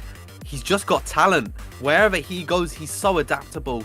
This is a newly founded circuit, and he's still getting the max out of everywhere. So Jarno Opmeer, he is certainly the man to be wherever you go. Yeah, he certainly is. I think we might get some interviews going. I have heard there is some drivers waiting in the waiting room. We will pull them in now into the commentary box. So we're going to have Tom Martinez joining us now, and I've got to say, this man, he's going to be delighted. Hey Tom, I hope you can hear us here, mate. Of course, joining us in the commentary box after an exquisite drive. Where did that come from, my friend? That came out of nowhere. That was that was a nice one. I enjoyed that one, man. That was a good race. Something about this track just feels good, man. I don't know why. I've always liked it since it's come out.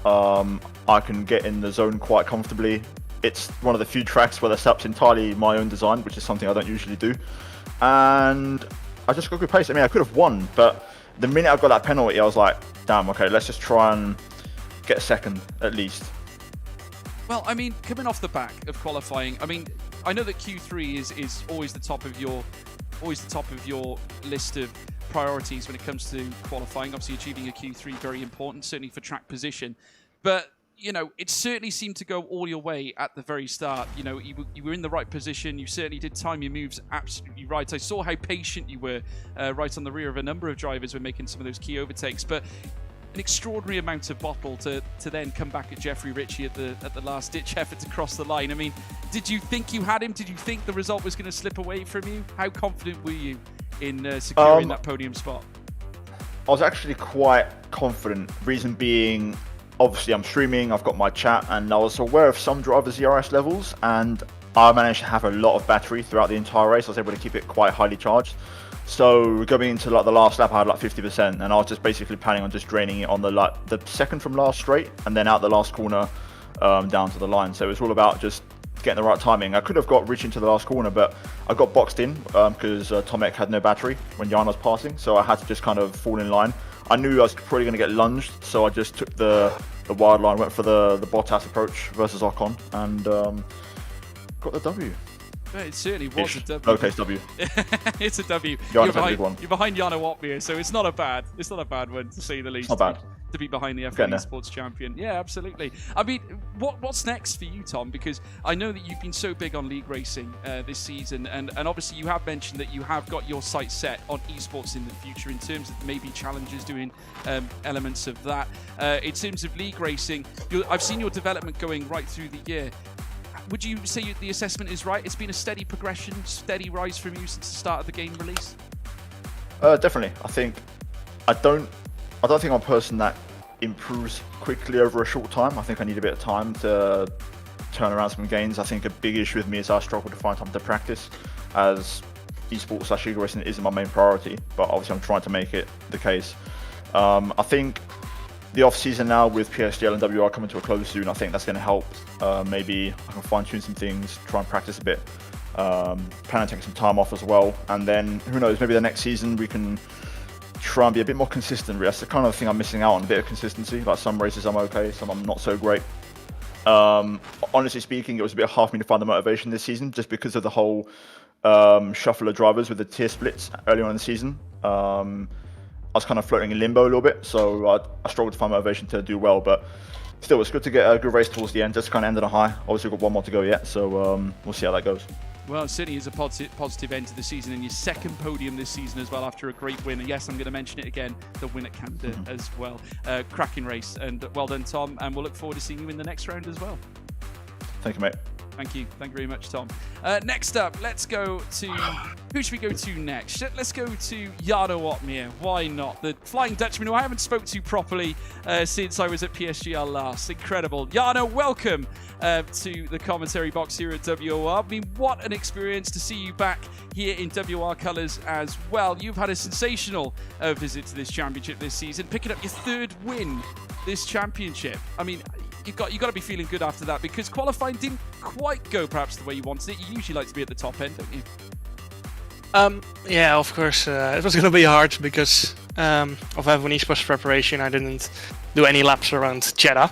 So I was kind of jumping in it blindly. I went pretty well, to be fair. I qualified P5 in the end, with some mistakes here and there, which was to be expected, of course, after no practice. And then in the race I could just slowly make my way up. I think pitting that few laps later helped me a lot, and then biding my time with everyone worked well. Yeah, no, it was a superb visit. I mean, certainly looking ahead to F1 Esports now for the rest of the championship, you've got Italy, Mexico, and Brazil. So you quite rightly say Jeddah isn't on the calendar as such for this point in the calendar. So naturally, you would be grinding out the practice on those particular tracks. So I mean, how difficult is it to come up against a string of incredible talents in league racing who are obviously seasoned and preparing for these kinds of races all the time? I mean, do you have to take it up an extra gear in order to try and, batter off these types of opponents? Yeah, definitely. Some of these guys are trying to make it into F1 Esports, of course. So league racing is a good way to show that. And yeah, that makes it a little bit hard. People like Tomac, I think Luke Smith is someone who is trying to make it to F1 Esports as well. They are all super fast, of course, and they're preparing all for these league races, which makes it a little bit hard for me. But that makes it fun at the same time as well, of course. Yeah, definitely. I mean, looking at F1 Esports, for example, you're holding a 5-point lead over Lucas Blakely right now in the championship standings. Looking ahead now to the final 3 races, what's the confidence levels like? How are you feeling? Obviously, Blakely seems to have found a little bit of a spark about him this season. Obviously, he had a rough time in PSGL last season, but seems to have found the bit here in F1 Esports. How do you see the title going? Are you confident for the final 3 races? Yeah, I'm confident, but at the same time, one mistake and that can be championship over, especially because I only got a 5-point lead. Makes it, very tricky. One mistake in Q1 or in Q2, and that can be a 0 result. So if he wins then that's going to make it very hard. But the other way around as well, if he makes a mistake and I win, then I'm looking good for the championship. So yeah, it can go both ways. I think I feel a bit more confident than previous events, and I hope I can be a little bit more up there in quali. I think today showed again as well that my race pace was a lot better than quali pace, and that makes life very hard. Yeah, no, definitely. I think the one advantage you've got, the one string to your bow, is the fact that you've won a championship before, so you know what it takes to do it. Naturally, though, I think, would you definitely say that the level has upped from last season? Because it definitely looks like it's a lot tougher out there this year. I think the top 10 has improved, but I feel like it's easier to get out of Q1 than last year. But to get into Q3 is a bit harder. I think just because people like Barry have joined, and some have upped their game a little bit, like Lucas, for example. And that makes it hard to get into Q3 sometimes, especially if confidence in quali is a little bit lacking. So. Well, I have to say, it's been brilliant to watch, and we've enjoyed watching you as always all season long. I am sure without question that everyone at WOR is supporting you right to the end, my friend. So best of luck for the final 3 races. Looking forward to seeing what you do at Imola, Mexico, and Brazil. It's going to be extraordinary, and I'm looking forward to it, my friend. So I'm going to be watching for sure. Thank you. Thank you, Yado. Thank you. Next up on our list, we have Jeffrey Ritchie, and what a finish that was. Him and Tom Martinez taking it right to the end. Jeffrey, welcome to the commentary box, my friend. Pleasure to have you with us. Hello. Yeah, it's nice to be here. I didn't expect that coming from P12. The reverse tray is really, it's insane. I didn't expect that much pace from the softs actually, but yeah, that fight at the end, I was just spamming everything, and I had no battery, so he just got me over the line, which was very unfortunate.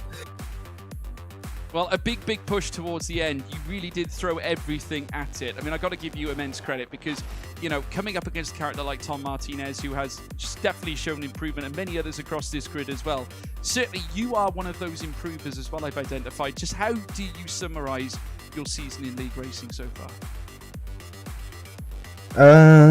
It's been I don't know, it's been up and down. I really didn't have any time to prepare for like any other races before, so but when I do have time, I can get good results, so I think that's a good thing to know, that if I prepare, I do have the pace. Yeah, well, naturally, it was superb to watch. I mean, what about that fight towards the end between you and Tom? I know I asked Tom that earlier on, but it was nip and tuck between the pair of you towards the line. How gutted are you that you just couldn't quite get that AlphaTauri nose cone over the line? You must have been disappointed. Yeah, because I think I overtook him like last corner, and then he did a switchback, and he had way more ERS. My tires were dying in the end, and yeah, it was not a good feeling, but P3 is not too bad, not too bad. No, not at all. Well, you can be proud of your results and certainly your efforts as well. Congratulations on a superb drive. You really do deserve it. You've been sensational all season long. So well done to you guys. Honestly, tremendous job from all of you in the commentary box. Well done. Nice one. So Dan, that wraps up certainly a fascinating season. We've witnessed certainly a true wonderful race here at Jeddah. I mean, how about that, for a race? I mean, we did experience everything, didn't we?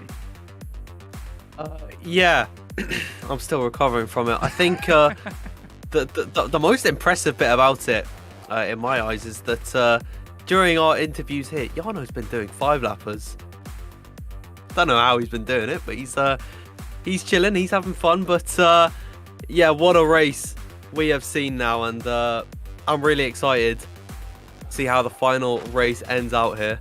Yeah, no, it's going to be extraordinary. We've obviously got one more race to seal the deal, folks, which I believe is taking place at Brazil, I believe. So we'll look forward to that one. That's going to be a hellacious track to finish on. Obviously part of the esports series as well, the esports championship. So we'll look forward to that one. Obviously plenty to look forward to, folks, coming towards the end of this season. We've witnessed truly a remarkable one, to say the least. The likes of Jake Benham being a champion here for the first PC championship here at WOR, and it's been a pleasure having you lot join us for the ride as well. It's been a true story, a true battle throughout this grid, and it's without you guys, it just couldn't happen the way it has done. With your support, you have really helped propel WOR into the limelight. We're getting more and more viewers every day, new viewers for esports, new viewers for sim racing as well, and it's a pleasure to see all these new up-and-comers looking to try and get their place in F1 esports, take to the circuit and try and batter off all their opponents. It's incredible to watch.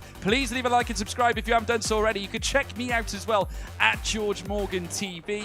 That is where you'll find me. And Danfield, why didn't you tell them your Twitter name, if you please? Yeah, so my name on Twitter is just DanfieldF1_. You can find me on there. Yeah, and you can check out WOR as well at WOR League as well, folks. So make sure you do. As always, it's been a pleasure to bring you all the action here at WOR. We'll see you next time, of course, for more action at Brazil for the grand finale here in the PC Championship. Take care, and we'll see you again soon. Goodbye. Your WOR Season 10 champion. And history's been made. Ballina, the first WOR PS4 champion.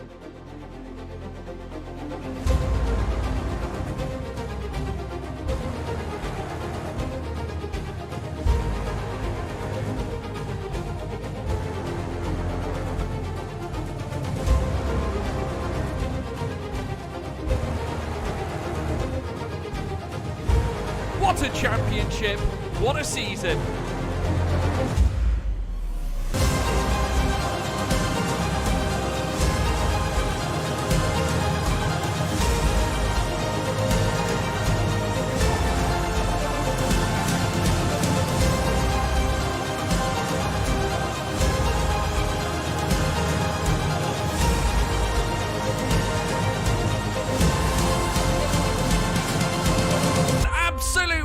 Phenomenal!